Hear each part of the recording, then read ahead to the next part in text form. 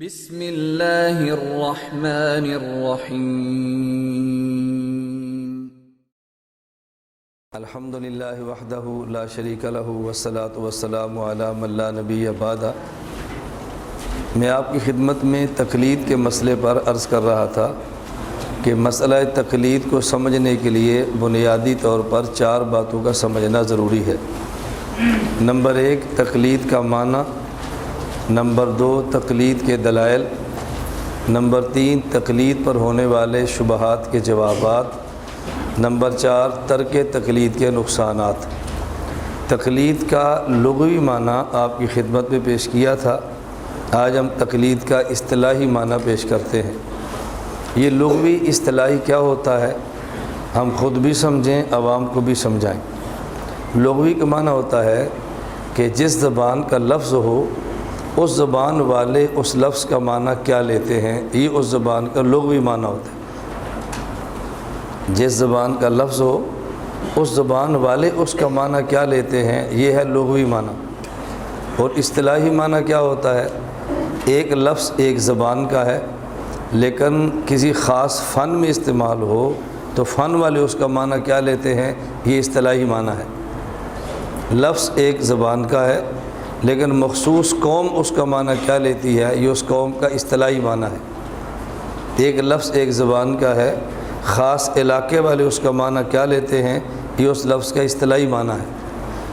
تو لفظ کا جس زبان کا ہو اس زبان والے جو اس کا معنی اصلی مراد لیں وہ لغوی ہے، اور خاص فن والے، خاص علاقے والے، خاص قوم والے جو اس لفظ کا معنی متعین کریں وہ اس لفظ کا اصطلاحی معنی ہوتا ہے۔ ایک ہی لفظ کا معنی لغوی الگ ہوتا ہے اور اصطلاحی الگ ہوتا ہے، اور ایک ہی لفظ ایک فن میں استعمال ہو تو معنی الگ ہوتا ہے، وہی لفظ دوسرے فن میں استعمال ہو تو معنی الگ ہوتا ہے۔ اس کی بہت ساری مثالیں موجود ہیں، آپ صرف ایک مثال سمجھ لیں بات کو سمجھنے کے لیے۔ اگر درسگاہ حفظ کی ہو اور ممتحن کو آپ بلائیں اور ممتحن آ کر حفظ کے بچے کو یہ سوال کرے کہ بیٹا کلمہ سناؤ، وہ پڑھتا ہے بسم اللہ الرحمن الرحیم الحمدللہ رب العالمین، تو ممتحن اس بچے کو پاس نہیں کرے گا بلکہ فیل کر دے گا۔ کیوں؟ اس لیے کہ حفظ کی درسگاہ میں کلمے کا معنی ہے لا الہ الا اللہ محمد الرسول اللہ۔ اور اگر درسگاہ صرف اور نحو کی ہو اور صرف اور نحو کی درسگاہ میں ممتحن آئے امتحان لینے کے لیے، مدرسے کے بچے بیٹھے ہیں کلاس میں اور باہر گلی محلے میں اسکول کے لڑکے آپس میں کھیل رہے تھے، اور کھیلتے ہوئے ایک لڑکے نے دوسرے سے کہہ دیا او گدھے ادھر آ۔ ممتحن پوچھتا ہے بچہ اس نے کیا کہا، اس نے کہا جی کلمہ، وہ اس کو پاس کر دے گا۔ کیوں؟ اس لیے کہ نحو اور صرف کی اصطلاح میں کلمے کا معنی لا الہ الا اللہ محمد رسول اللہ نہیں ہے۔ نحو کی اصطلاح میں کلمہ کا معنی ہوتا ہے الکلمۃ لفظ وضع لمعنی مفردن مفردن مفردن۔ یہ میں نے 3 اعراب کیوں پڑھے ہیں، یہ کافی والے سمجھیں گے، باقی نہیں سمجھتے میں نے 3 اعراب کیوں پڑھے۔ الکلمۃ لفظ وضع لمعنی مفردن۔ اب دیکھو درسگاہ حفظ کی ہو تو کلمے کا معنی اور ہے، اور درسگاہ نحو کی ہو تو کلمے کا معنی اور ہے۔ لفظ ایک ہے لیکن فن کے بدلنے سے لفظ کا معنی بدل گیا۔ یہ بات اگر سمجھ آ جائے تو عبارات اکابر سمجھ آتی ہیں۔ کیوں؟ ایک ہی جملہ ہمارے اکابر کا وہ اگر عقیدے کی باب میں ہو تو معنی الگ ہوگا، اور تصوف کے باب میں ہو تو معنی الگ ہوگا۔ اگر عقیدے والے مشکل کشا کہہ لیں تو معنی اور ہوگا، اور صوفی مشکل کشا کہہ لیں تو معنی اور ہوگا۔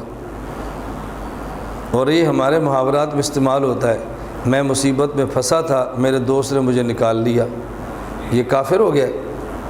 مصیبت سے نکالنا اللہ کا کام ہے یا انسانوں کا کام ہے؟ کوئی بھی نہیں کہتا کافر ہے۔ کیوں؟ یہ ہمارے محاورات میں ایسے الفاظ استعمال ہوتے رہتے ہیں۔ بالکل یہی غیر مقلدین کو دھوکہ لگتا ہے، اور وہ عبارات تصوف کو دیکھ کے کفر کے فتوے لگا دیتے ہیں، اس لیے ان کے پاس علم کی بھی کمی ہے، عقل کی بھی کمی ہے۔ اور یہی ہم سے نکلے ہوئے ان حضرات کا خیال ہے جو مماتی یا پنج پیری یا اشاعتی مختلف ناموں سے کام کرتے ہیں، ان کو بھی بنیادی اشکال یہ پیدا ہوتا ہے ہمارے اکابر کی عبارات کو سمجھتے نہیں ہیں اور اکابرین کے خلاف فتوے ٹھوک دیتے ہیں، اور پھر یہ بات بھی کہتے ہیں کہ ہم قرآن سمجھے ہیں اور وہ قرآن نہیں سمجھے۔ اصل میں یہ لوگ ہمارے اکابر کی عبارات نہیں سمجھے ہوتے، اس لیے اس پر اعتراضات کر گزرتے۔ ایسی باتیں درمیان میں آئیں گی تو میں کئی ایک مقام پر وضاحت کرتا رہوں گا کہ دیکھیں ہمارے اکابر کی عبارت یہ تھی اور یہ لوگ اس عبارت کا معنی سمجھے نہیں، اس لیے اشکال پیدا ہو گیا ہے۔ اس پر میں ایک چھوٹی سی مثال پیش کر دیتا ہوں بات کو سمجھانے کے لیے۔ ایک مرتبہ ایک مماتیت کے مناظر ہیں، معروف ہیں، اتنے معروف نہیں کہ ورلڈ لیول پہ ہوں، لیکن پاکستان میں لوگ ان کو جانتے ہیں۔ ہماری نجی مجلس کی ملاقات تھی، نجی مجلس کی۔ اس میں وہ کہنے لگے کہ دیکھیں تفسیر عثمانی میں حضرت علامہ شبیر احمد عثمانی رحمۃ اللہ علیہ نے انک لا تسمع الموتیٰ کے تحت لکھا ہے، قبر میں حضرت شاہ صاحب فرماتے ہیں قبر میں پڑا ہے دھڑ، جو بے جان ہے وہ نہیں سنتا روح سنتی ہے۔ قبر میں پڑا ہے دھڑ، جو بے جان ہے وہ نہیں سنتا روح سنتی ہے۔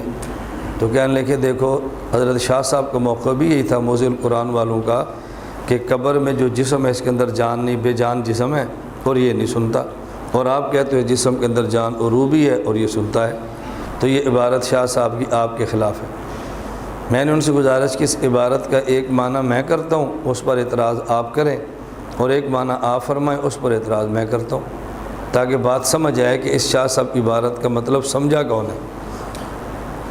میں نے کہا ہمارے ہاں پہلے آپ کر فرمائیں کہ آپ کیا مطلب کیا ہے۔ انہوں نے کہا جی ہمارے ہاں تو مطلب یہ ہے کہ جسم بے جان ہے، روح سے تعلق نہیں ہے، اس لیے قبر والا جسم قطعاً نہیں سنتا، البتہ روح سنتی ہے۔ تو میں نے کہا مولانا ہم یہاں بیٹھے ہیں، یہ اٹک کی بات ہے، ہم یہاں بیٹھے ہیں، اب بتائیں ہم یہاں بیٹھے ہیں اور جس میت کو ہم نے السلام علیکم یا القبور کہنا ہے وہ قبر میں ہے، اور ہم سے اور قبرستان میں 1 ایکڑ کا فاصلہ ہے، جہاں آپ بیٹھے ہیں قبرستان کا 1 ایکڑ کا بھی فاصلہ نہیں، ایسے ہی ہے، یہ ٹھیک 1 کنال کے بعد قبرستان ہے۔ اب بتاؤ اگر آپ نے السلام علیکم یا القبور کہنا ہو، آپ یہاں درسگاہ میں بیٹھ کر کہیں گے یا قبر کے پاس جا کر کہیں گے؟ قبر کے پاس جا کر کہیں گے۔ اب ان کا کہنا یہ ہے کہ جسم نہیں سنتا روح سنتی ہے۔ ہمارا سوال یہ ہے کہ آپ کا یہ بھی موقف ہے کہ روح قبر میں نہیں ہے، روح علیین میں ہے۔ تو جب روح علیین میں ہے، علیین اوپر ہے، ہم یہاں پر ہیں، میت ہماری قبرستان میں ہے، ہماری درسگاہ اور قبرستان کا فاصلہ روح علیین کا برابر ہے یا کچھ فرق ہے؟ برابر ہے۔ لیکن جس طرح سورج کا فاصلہ جتنا یہاں سے سورج کا ہے اتنا ہی فاصلہ ہماری مسجد سے سورج کا، فرق تو نہیں ہے نا۔ تو جتنی علیین یہاں سے دور ہے اتنا ہی علیین قبرستان سے دور ہے۔ تو میں نے کہا جب علیین ہمارے گھر سے اور قبرستان سے مساوی فاصلے پر موجود ہے تو پھر قبرستان میں جا کر السلام علیکم یا القبور کیوں کہتے ہیں؟ ہمیں گھر ہی سے کہہ دینا چاہیے السلام علیکم یا القبور۔ کوئی بندہ پوچھے جی کیوں؟ کہنا چونکہ روح سنتی ہے اور وہ علیین میں نے اس کو سلام کر دیا۔ میں نے کہا مجھے یہ بتائیں پھر آپ میں اور بریلوی میں فرق کیا ہوا؟ ہر جگہ سے تو مردے نے سن لیا نا، کیونکہ ہم نے تو علیین میں نہیں جانا، ہم نے تو زمین پہ رہنا ہے نا۔ السلام علیکم یا القبور کہنے کے لیے ہم نے علیین پر نہیں جانا بلکہ ہم نے زمین پر رہنا ہے، اور پوری زمین سے علیین کا فاصلہ ایک جیسا ہے۔ تو جہاں سے دل کرے اپنے ابا کو السلام علیکم کہہ دیں، جہاں سے دل کرے مرحوم دادا کو کہہ دیں، جہاں سے دل کرے مرحوم دادی جان کو کہہ دیں۔ لوگ پوچھے کیوں؟ آپ کو جی شاہ صاحب نے لکھا ہے قبر میں پڑا ہے دھڑ پہ جان ہے وہ نہیں سنتا روح سنتی ہے، چونکہ سنتی روح ہے وہ علیین میں ہے، ہم گھر ہی سے اوپر منہ کر کے السلام علیکم یا القبور کہہ لیتے ہیں۔ میں نے کہا یہ بات ٹھیک ہے؟ کہتے ہیں نہیں۔ تو میں نے کہا پھر اس کا مطلب کیا ہوگا؟ آپ سمجھائیں اس کا معنی۔ اب میں اس کا معنی کرتا ہوں تو آپ اس پہ اعتراض کرنا۔ ہمارا موقف یہ ہے کہ دنیا میں احوال اصالتاً آتے ہیں جسم پر اور جسم کے واسطہ سے آتے ہیں روح پر، اور قبر میں احوال اصالتاً آتے ہیں روح پر اور روح کے واسطہ سے آتے ہیں جسم پر۔ دنیا میں شربت جسم پیتا ہے لیکن شربت کا نام جسم افزا نہیں بلکہ روح افزا ہے، حالانکہ پیتا جسم ہے۔ تو پینا جسم نے ہے اور مزہ روح نے لینا ہے۔ میرے بیان کو آپ کے کان سن رہے ہیں جو جسم ہے، لیکن آپ کو مزہ آ رہا ہے کہ نہیں آ رہا؟ نہیں، جھوٹ نہیں بولنا، آ رہا ہے تو آ رہا ہے، نہیں آ رہا کچھ نہیں آ رہا۔ ہم منافق نہیں ہے، 2 نمبر کام ہمارے یہاں نہیں ہے، ہم بات سیدھی کرتے ہیں، ہم 2 نمبر کام نہیں کرتے، 1 نمبر سیدھی سیدھی بات کرتے ہیں۔ اب بتاؤ مزہ آ رہا ہے یا نہیں آ رہا؟ کان سن رہا ہے، مزہ کس کو آ رہا ہے؟ اب دیکھو، سن کان رہا ہے، مزہ روح کو آ رہا ہے۔ اسے کہتے ہیں دنیا میں حالات آتے ہیں جسم پر، اور جسم کے واسطے سے آتے ہیں روح محسوس کرتے ہیں، اور موت کے بعد حالات آتے ہیں روح پر، اور روح کی واسطہ سے آتے ہیں جسم پر۔ اگر اس بات کو سمجھ نہ ہو تو کیسے سمجھیں گے؟ جب آدمی سونے لگے تو دعا مانگتا ہے اللہم بسمک اموت و احیا، حالانکہ یہ سونے لگا ہے، مرنے نہیں لگا۔ اس کو اللہم بسمک انامو کہنا چاہیے اموتو کی بجائے، لیکن انامو کی جگہ اموتو کا لفظ استعمال کرنا اس بات کی دلیل ہے کہ نیند پر موت کا لفظ استعمال ہوتا ہے۔ ابھی فجر کے بعد آپ نے سورہ یاسین کی تلاوت کی ہے، اس میں ایک آیت یہ بھی تھی یا ویلنا من بعثنا من مرقدنا، یہ مرقد سونے کی جگہ ہے یا مرنے کی جگہ ہے؟ تو قبر میں میت ہے یا نائم ہے؟ تو یہ جب سونے کی جگہ کہے گا تو اللہ نہیں فرمائیں گے تو جھوٹ بولتا ہے، وہ تو مرنے کی جگہ، تو نے سونے کی جگہ کیسے کہہ دیا؟ حدیث سے پتہ چلا کہ نیند پر موت کا لفظ بولتے ہیں، اور قرآن سے پتہ چلا کہ موت پر نیند کا لفظ بولتے ہیں۔ اس سے معلوم ہوا کہ موت کی زندگی سمجھنے کے لیے نیند کو سمجھنا ضروری ہے۔ نیند سمجھ آ جائے تو بندے کو موت سمجھ آ جاتی ہے۔ اب آدمی سویا ہوا ہے، درسگاہ میں تھا، سبق پڑھا اور دوپہر کو سو گیا۔ آپ نے دیکھا کہ آپ کا دوست اٹھ کے نماز کے وقت غسل خانے کے باہر کھڑا ہوا ہے۔ آپ نے اسے پوچھا کیا ہوا؟ اب اس کو بتاتے شرم آ رہی کیا ہوا؟ کیا ہوا؟ کہتے ہیں غسل واجب ہو گیا۔ غسل واجب کیسے ہوا ہے؟ وہ کیسے نہیں بتا رہا۔ اس کا مطلب کچھ ہوا ہے نا، بتاؤ کچھ ہوا ہے نا۔ اس نے کہا یار میری منگنی ہو گئی ہے، میں نے ابو سے کئی بار کہا نکاح کرا دو، ابو نہیں کراتے، اب پھر ایسے ہی غسل ہونا ہے نا۔ اب بتاؤ جو منگنی ہو گئی ہے اور نکاح نہیں ہو رہا تو وہ اس کے پاس تو نہیں آئی۔ آپ کہتے ہیں یار کیوں جھوٹ بولتا ہے، تو میرے پاس ہو دیا تو کچھ بھی نہیں تھا، کیوں گپ چھوڑتا؟ اس نے کہا نہیں آئی ہے۔ یہ کہتا ہے نہیں آئی، وہ کہتا ہے آئی ہے۔ اب بتاؤ آئی ہے یا نہیں؟ جسم آیا ہے، یہ دونوں کی روح آپس میں ملی ہے، ان 2 روح ملی ہیں اور دونوں نے مزہ لیا ہے، لیکن غسل جسم کر رہا ہے یا روح کر رہی ہے؟ جس شلوار کو اس نے دھونا ہے وہ جسم کا لباس ہے یا روح کا؟ میں انسانتا نہیں، مسئلہ سمجھاتا ہوں، میری عادت لطیفے نہیں ہے بھائی، یہ میری عادت ہے، میں مسئلہ اس انداز میں سمجھاتا ہوں کہ بندہ ہنستے ہنستے مسئلہ سمجھتا ہے، اور اسی وجہ سے باطل ہم سے پریشان ہے۔ اس بندے کو روکو، اس کے رستے میں بلاک لگاؤ، اس کی بریکیں لگاؤ، بریکر کھڑے کرو تاکہ بندہ امت تک پہنچے نا، کیونکہ مسئلہ سمجھ آ جاتا ہے نا۔ اب بتاؤ یہ سویا ہوا تھا تو کاروائی روح کی ہے، اور مزہ کس نے لیا؟ بولو۔ بالکل اسی طرح موت کے بعد حالات روح پر آتے ہیں، اور روح کے واسطے سے محسوس جسم کرتا ہے۔ میں نے کہا مولانا اب شاہ صاحب کی عبارت سمجھے۔ شاہ صاحب فرماتے ہیں قبر میں پڑا ہے جھڑ دھڑ، جو بے جان ہے وہ نہیں سنتا، روح سنتی ہے۔ کیا مطلب؟ دنیا میں براہ راست جسم سنتا ہے اور جسم کے واسطہ سے روح سنتی ہے، اور موت کے بعد براہ راست روح سنتی ہے اور روح کے واسطہ سے جسم سنتا ہے۔ ہم یہ نہیں کہتے کہ روح اس جسم کے اندر ہے، ہم کہتے ہیں روح علیین میں ہے، لیکن روح اور جسم کا تعلق ہے، سنتی روح ہے، لیکن گھر پہ السلام علیکم کہنے سے نہیں سنتی، قبرستان پہ جا کے پڑھے تو پھر سنتی ہے۔ کیوں؟ اس لیے کہ روح کا تعلق جس جسم کے ذات ہے وہ جسم گھر پہ نہیں ہے بلکہ قبر میں ہے، وہ جسم گھر پہ نہیں بلکہ قبر میں ہے۔ سننا روح نے ہے اور روح کے واسطے سے جسم نے سننا ہے، لیکن کس روح نے جس کا تعلق جسم کے ساتھ ہے وہ جسم گھر پہ ہے یا قبر میں؟ تو روح کا سننا تو ہم مانتے ہیں، براہ راست جسم کو سننا ہم نہیں مانتے۔ ہم کہتے ہیں روح سنتی ہے اور روح کے واسطے سے جسم سنتا ہے، لیکن اگلا سوال یہ ہے کہ جب روح علیین میں ہے تو السلام علیکم گھر سے کہنے کی بجائے قبر کے پاس جا کر کیوں کہتے ہیں؟ اس لیے کہ روح کا جس جسم سے تعلق ہے وہ گھر پہ نہیں ہے بلکہ قبر پہ موجود ہے، اس لیے وہاں جا کر السلام علیکم کہنا پڑتا ہے۔ اب اگر کوئی بندہ کہے بھئی تمہارے شاہ صاحب نے لکھا ہے قبر میں پڑا ہے دھڑ جو بے جان ہے وہ نہیں سنتا، روح سنتی ہے، روح تو علیین میں ہے۔ آپ گھر سے السلام علیکم کیوں نہیں کہتے؟ قبر کے پاس جا کر کیوں کہتے ہو؟ وہاں تو روح نہیں ہے۔ آپ نے کہنا ہے روح تو نہیں ہے، لیکن روح کا جس جسم سے تعلق ہے نا وہ چونکہ قبر میں ہے، اس لیے قبر کے پاس جا کر کہنا پڑتا ہے تاکہ روح سن لے۔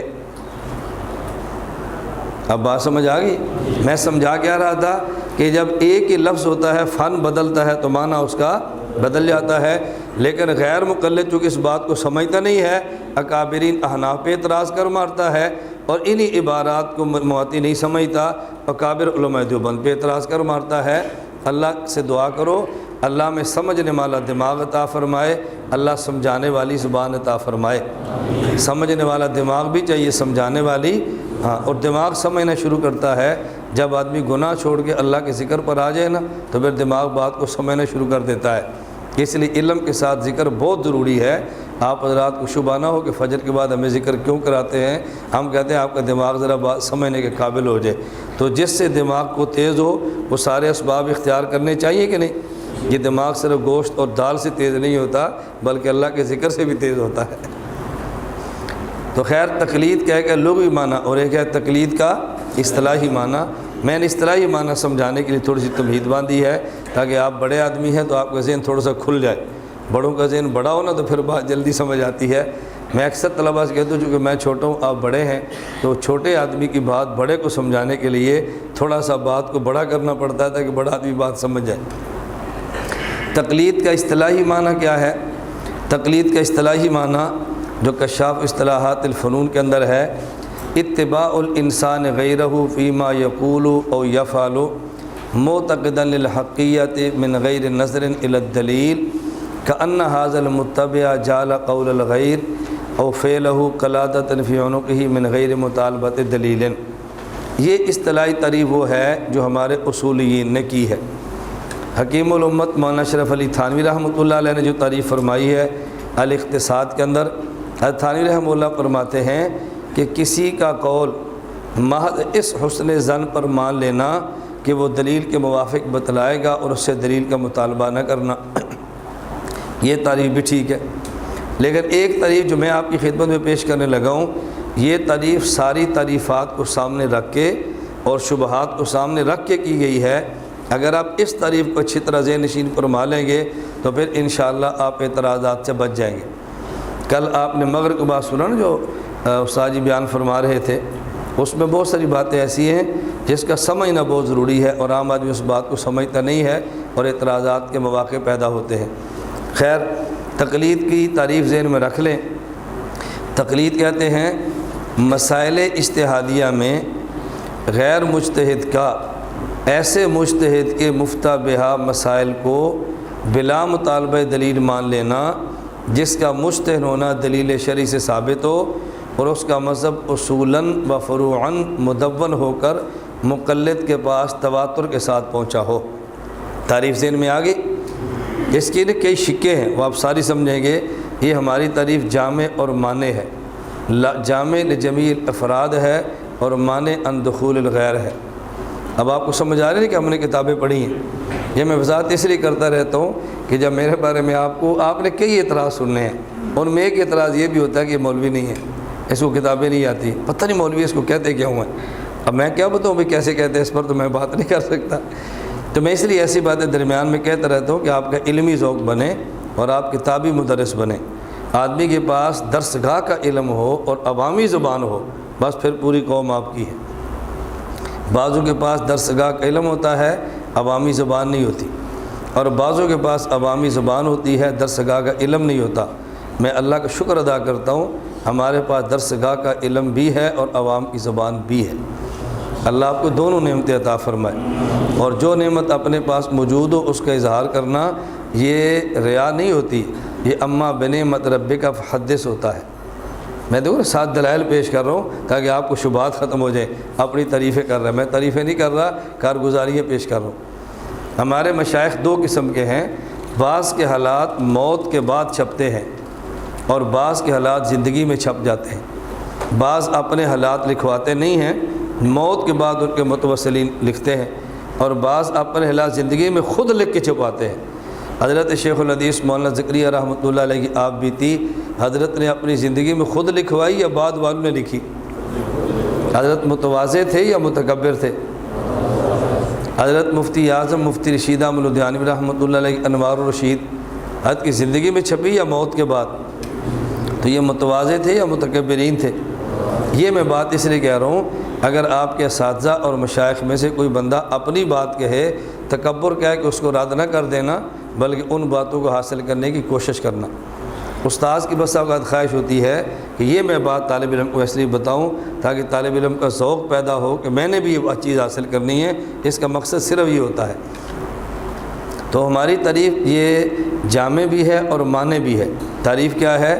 مسائل اجتہادیہ میں کئی ایک شکے ہیں، ذہن میں رکھنا، مسائل اجتہادیہ میں غیر مجتہد کا ایسے مجتہد کے مفتہ بہا مسائل کو بلا مطالبہ دلیل مان لینا جس کا مجتہد ہونا دلیل شرعی سے ثابت ہو، اس کا مذہب اصولاً و فروعاً مدون ہو کر مقلد کے پاس تواتر کے ساتھ پہنچا ہو۔ یہ پوری 9 اس کے اندر شکے ہیں، میں ایک ایک شک پہ بات کروں گا تو آپ کو اندازہ ہوگا اس تعریف میں جامعیت کتنی زیادہ ہے۔ پھر سمجھ لیں تقلید کا اصطلاحی معنی کیا ہے۔ مسائل اجتہادیہ میں غیر مجتہد کا ایسے مجتہد کے مفتہ بہا مسائل کو بلا مطالبہ دلیل مان لینا جس کا مجتہد ہونا دلیل شرعی سے ثابت ہو، اس کا مذہب اصولاً و فروعاً مدون ہو کر مقلد کے پاس تواتر کے ساتھ پہنچا ہو۔ یہ ان ساری شکوک کا خیال کریں، پھر تقلید پر کوئی اشکال باقی نہیں رہے گا۔ مزید جو شکوک آتے رہیں گے نا وہ آپ چٹکیوں میں صاف کرتے رہیں گے۔ میں اکثر طلباء سے کہتا ہوں ایک بات سمجھیں، حضرت موسیٰ علیہ السلام نے اللہ سے دعا مانگی، رب اشرح لی صدری ویسر لی امری واحلل عقدۃ من لسانی یفقہوا قولی۔ حضرت موسیٰ علیہ السلام نے جو دعا مانگی اس میں 3 چیزیں وہ مانگی ہیں جو داعی کی 3 ضرورتیں ہیں۔ داعی کی پہلی ضرورت یہ ہے کہ جو بات سمجھانا چاہتا ہے وہ خود سمجھا ہو۔ داعی کی پہلی ضرورت یہ ہے کہ جو بات سمجھانا چاہتا ہے وہ خود بھی سمجھا ہو۔ اللہ سے مانگا اشرح لی صدری، اے اللہ میرا سینہ کھول دے، میرے اوپر میرے کام کو کھول دے تاکہ میں بات سمجھا سکوں۔ نمبر 2، داعی کی ضرورت یہ ہے کہ جو میں دعوت دینا چاہتا ہوں اللہ مجھے ایسے اسباب عطا فرما دے کہ میری دعوت دوسروں تک پہنچ جائے۔ مجمع زیادہ ہے، انسان بات کرنا چاہتا ہے، اب ضرورت ہے سپیکر مل جائے۔ آدمی پاکستان میں آواز بیرون لگانا چاہتا ہے، اس کی ضرورت کیا ہے؟ مجھے نیٹ کی سہولت مل جائے، مجھے میڈیا مل جائے۔ فرمایا یسر لی امری، اللہ مجھے اسباب عطا فرما کے میرے کام کو آسان فرما دے۔ اسباب کے لیے افراد بھی چاہیے، وسائل بھی چاہیے، یہ دونوں اسباب کا حصہ ہے۔ وسائل، افراد، اموال، سب چیزیں اس کا حصہ ہے۔ اور تیسری داعی کی ضرورت یہ ہے کہ جو بات میرے دل میں ہے، جو میں دماغ سے سمجھا ہوں، اس کو سمجھانے والی مجھے فصیح زبان مل جائے۔ تو موسیٰ علیہ السلام نے دعا مانگی احلل عقدۃ من لسانی، یہ 3 دعائیں مانگی۔ اشرح لی صدری یہ ایک ضرورت ہے، نمبر 2 یسر لی امری یہ دوسری ضرورت ہے، احلل عقدۃ من لسانی یہ تیسری ضرورت ہے۔ تو یہ داعی کی 3 ضرورتیں ہیں جو موسیٰ علیہ السلام نے مانگی ہیں۔ اس لیے جب ہم اللہ سے دعا مانگیں نا یہ سمجھ کے مانگیں میں اللہ سے کیا مانگ رہا ہوں۔ تو داعی کی پہلی ضرورت یہ ہے کہ جس بات کی دعوت دینا چاہتا ہے وہ بات اس کو خود سمجھ آ جائے۔ ہم اکثر باہر سے ساتھی گزارش کرتے ہیں بھئی آپ ہمارے پاس آئیں، آ کر دورہ کریں، آپ آ کر سبق پڑھیں، آپ آ کر کورس کریں، آئیں، ہم بلاتے ہیں۔ آپ دیکھیں میں وقت کی اتنی پابندی کرتا ہوں، ہمارے علاقے کے MN صاحب کو مجھ سے وقت ناشتے کا طے تھا، وہ دیر سے آئے، میں کلاس میں آ گئے، کہتے ہیں آگے، میں نے کہا ناشتہ کرا کے فارغ کر دو، اب میں ملاقات نہیں کروں گا۔ ملنا چاہتے ہیں درسگاہ میں آ جائیں، سبق سن کے چلے جائیں، بیٹھ سکتے ہیں تو بیٹھیں۔ میں اتنی پابندی کرتا ہوں، میں اس لیے آپ بات سمجھا رہا ہوں، آپ سب پتہ نہیں ہمارے لیے ایسی بات کرتے ہیں۔ یعنی ہمارا MN نے باضابطہ وقت لے کر مجھ سے آیا، طے وقت کرا کے آیا، جو وقت طے تھا وہ دیر میں آ گیا۔ میں نے کہا ہمارا سبق کا وقت ہے، میں جا رہا ہوں۔ اب وہ آیا، میں نے تو نہیں بلایا اس کو نا، اس کی ضرورت ہے، ہماری ضرورت نہیں ہے، ہمارے مفادات وابستہ نہیں، اس کے مفادات ہمارے ساتھ وابستہ ہے۔ جی اب اپنے علاقے میں آپ کام کرو گے نا تو پھر ایسی باتیں آپ کرو گے، جب کام نہیں کرو گے پھر آپ ایسی بات نہیں کر سکتے۔ وہ یہ چڑھ دے رہے تھے، اس کو کیا کریں؟ میں نے کہا ناشتہ کراؤ۔ بات سمجھ آ رہی ہے؟ کہ میں سمجھا رہا تھا کہ ہمارے MN صاحب وقت لے کر مجھ سے تشریف لائے ہیں، لیکن وقت سے ان کو تاخیر ہو گئی، ان کا عذر تھا، چونکہ ڈاکٹر ہیں، آپریشن میں مصروف تھے۔ تو میں نے کہا میرے سبق کا وقت ہے، میں تو سبق پڑھاؤں گا۔ میں نے گھر کہہ دیا ناشتہ لگا ہوا ہے، ناشتہ کریں اور اس کے بعد ملنا چاہیں تو انتظار کر لیں اور جانا چاہیں تو آپ کی مرضی ہے، پھر دوبارہ مل لیں گے۔ میں ان طلباء کا وقت آپ کو نہیں دے سکتا، اس سے زیادہ پابندی کسے کہتے ہیں؟ اس لیے میں اکثر ساتھیوں سے کہتا ہوں جو میرے اوپر اشکالات ہوتے ہیں نا، آپ میرے پاس تشریف لائیں، آپ یہاں تھوڑا وقت گزاریں، پھر آپ کو اندازہ ہو کہ ہماری ترتیب کیا ہے۔ باہر سے اعتراضات تو لوگ کرتے ہیں، بڑی گاڑی دیکھ لی اعتراض کر لیا، کہ بیان دیکھ لی اعتراض کر لیا، کہ اور چیز دیکھ لی اعتراض کر لی۔ اللہ ہم سب کی حفاظت فرمائے۔ میں گزارش کر رہا تھا کہ ساری شکے ذہن میں آ گئی نا، تو یہ موسیٰ علیہ السلام کی دعا ہے۔ میں اکثر حضرات سے کہتا ہوں بھی ہمارے پاس تشریف لائیں، وقت گزاریں۔ کیوں؟ ہم آپ کو جدید دلائل نہیں دیتے، دلائل وہی ہیں جو آپ نے درسگاہ میں پڑھے۔ میں کہتا ہوں میرے پاس عالم بننے کے بعد 1 سال کا تخصص کریں۔ ایک بندہ سمجھتا ہے کہ تخصص میں کیا پڑھائے گا؟ میں نے کہا میں کوئی نئی باتیں نہیں پڑھاؤں گا، جو آپ نے پڑھی ہے نا وہی سمجھاؤں گا اور اسی کو سمجھانے کا سلیقہ آپ کو سکھاؤں گا۔ ہمارے پاس طلباء تخصص کے لیے آتے ہیں اور میں ان کو پہلے دن کہتا ہوں اگر پورے سال آپ ایک سبق بھی نہ پڑھیں، آپ صرف یہاں میری صحبت میں رہ کے مسائل کو سمجھ لیں، کام کرنے کا طریقہ دیکھ لیں، میں سمجھوں گا آپ کا تخصص کامیاب ہے۔ اور اگر آپ نے دلائل ازبر کر لیے، مطالعہ مضبوط کر لیا اور کام کرنے کا طریقہ آپ نے نہ سیکھا اور بے ادب اور گستاخ رہے، ہم سمجھیں کہ تخصص کا آپ کو کوئی بھی فائدہ نہیں۔ تقلید کی تعریف ذہن میں آ گئی؟ دیکھیں ان میں شک نمبر 1، پہلے ہم نے کہا کہ تقلید کس میں ہوتی ہے؟ مسائل اجتہادیہ میں۔ معلوم ہوا کہ مسائل اجتہادیہ میں تقلید ہوگی اور جو مسائل اجتہادیہ نہیں ہے اس میں تقلید نہیں ہوگی۔ اب بات سمجھیں، مسائل شرعیہ کی 2 قسمیں ہیں۔ نمبر 1 مسائل واضحہ، نمبر 2 مسائل غیر واضحہ۔ نمبر 1 مسائل واضحہ، نمبر 2 مسائل جو واضح مسائل ہیں اس میں تقلید نہیں ہے۔ تقلید ان مسائل میں ہے جو واضح نہیں ہیں، اور جو واضح نہیں ہیں ان کی 5 قسمیں ہیں۔ نمبر 1 مسائل غیر منصوصہ۔ مسئلہ اس لیے واضح نہیں کہ مسئلہ نص میں نہیں ہے، نہ قرآن میں ہے نہ حدیث مبارک میں ہے، اس لیے مسئلہ واضح نہیں ہے۔ قرآن سے بھی مثال سمجھیں، حدیث سے بھی سمجھیں۔ قرآن کریم سورۃ المائدہ آیت نمبر 90، یا ایھا الذین آمنوا انما الخمر والمیسر والانصاب والازلام رجس من عمل الشیطان فاجتنبوہ لعلکم تفلحون۔ اس آیت میں اللہ رب العزت نے حرام فرمایا شراب کو، شراب کے حرام ہونے کی بات کی ہے۔ اب اس میں بھنگ کا ذکر نہیں ہے، اس میں دیگر نشاور اشیاء کا ذکر نہیں ہے۔ ہم کہتے ہیں کہ حرمت خمر، شراب کی حرمت منصوص ہے اور بھنگ وغیرہ کی حرمت یہ منصوص نہیں ہے، بلکہ وہ اس آیت سے ثابت ہے۔ خمر ہے مخامرت سے، اسے کہتے ہیں ڈھانپ لینا۔ کوئی بھی آدمی ایسی چیز کھائے جس سے عقل ڈھانپی جائے اور عقل کام کرنا چھوڑ دے اور آدمی کے حواس باختہ ہوں، اس چیز کا استعمال کرنا حرام ہے۔ تو حرمت خمر منصوص ہے اور بھنگ کی حرمت مخصوص رہی بلکہ غیر منصوص ہے۔ اس آیت میں ایک نقطہ سمجھنا، اللہ رب العزت نے شراب کو رجسن فرمایا ہے، حرام نہیں فرمایا۔ رجسن فرمایا ہے، حرام نہیں فرمایا۔ کیوں؟ اس لیے کہ جو چیز حرام ہو اس کا نجس ہونا ضروری نہیں ہے۔ اگر ایک آدمی کے جیب میں پیسے ہیں اور سود کا نوٹ ہے، اب سود کا نوٹ استعمال کرنا حرام تو ہے لیکن سود کا نوٹ نجس نہیں ہوتا۔ یہ ناپاکی وہ نہیں جو ظاہری ناپاکی ہو، آپ نے ہاتھ لگائیں تو ہاتھ بھی ناپاک ہو جائے، مانوی نجاست ہوتی ہے، ظاہری نجاست نہیں ہوتی۔ اگر کسی آدمی نے کسی کا قلم چوری کر کے اپنے جیب میں لگا لیا، اب یہ قلم حرام تو ہے اس کا استعمال کرنا، لیکن یہ قلم ناپاک نہیں ہے کہ چوری قلم لگایا تو کپڑا بھی ساتھ ناپاک ہو جائے گا۔ تو جو چیز حرام ہو اس کا ناپاک ہونا ضروری نہیں، اور جو چیز نجس ہو اس کا حرام ہونا ضروری ہے۔ آپ کوئی بھی ایسی چیز ثابت نہیں کر سکتے کہ جو نجس ہو لیکن حرام نہ ہو، اور ایسی کئی چیزیں موجود ہیں جو حرام ہیں لیکن نجس نہیں۔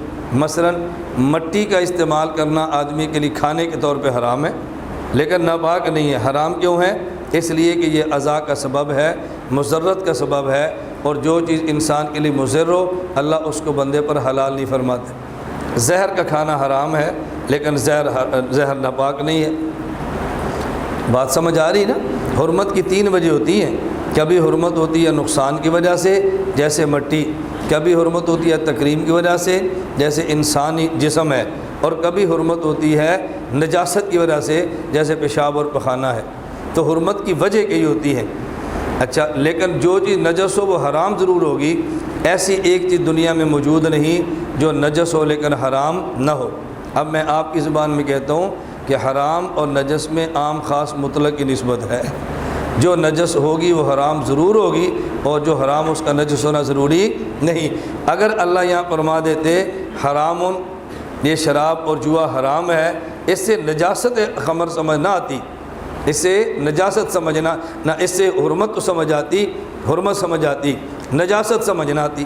اور جب اللہ پاک نے اس کو نجس فرما دیا، اب پتہ چلا کہ یہ حرام بھی ہے اور ناپاک بھی ہے۔ ایسا لفظ استعمال کیا، ایک لفظ سے 2 مسئلے سامنے آ گئے۔ حدیث مبارک میں مثال صحیح بخاری کتاب الطب باب اذا وقع الذباب فی الاناء روایت موجود ہے۔ حضرت ابو ہریرہ رضی اللہ عنہ فرماتے ہیں رسول اللہ صلی اللہ علیہ وسلم فرمایا اذا وقع الذباب فی اناء احدکم فلیغمسه کلہ ثم لیطرحه فإن فی احد جناحیہ شفاء وفی الآخر داء۔ اللہ کے نبی نے فرمایا اگر تمہارے کھانے کے برتن میں مکھی گر جائے، یہ مطلقاً اناء مراد نہیں ہے، اناء جس کے اندر کھانا بھی ہو، اگر ایسے کھانے کے برتن میں مکھی گر جائے جس میں کھانا موجود ہو، مکھی کو ڈبو دینا چاہیے اور پھر مکھی کو نکال دینا چاہیے۔ اس حدیث میں نہیں ہے، دوسری روایت میں موجود ہے کہ اس کھانے کو استعمال کرنا چاہے تو کر بھی سکتا ہے۔ اب سوال یہ ہے کہ اس مکھی کو ڈبونا کیوں ہے؟ اس کی وجہ حدیث میں موجود ہے، اور کھانا حرام کیوں نہیں ہے؟ اس کی وجہ حدیث میں موجود نہیں۔ مکھی کو ڈبو کیوں دو؟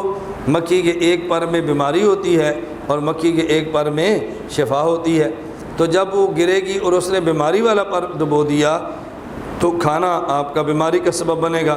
جب پوری مکھی ڈبو دیں گے تو جیسے گرنے سے پہلے کھانا یہ بیماری نہیں سبب بنا تھا، اس طرح مکھی گرنے کے بعد بھی بیماری کا سبب نہیں بنے گا، جسے آج کی زبان میں کہتے ہیں کہ بیلنس برابر ہو جائے گا، برابر ہو گیا نا دونوں طرف سے، جیسے کھانا پہلے تھا ایسی کھانا اب بھی ہے۔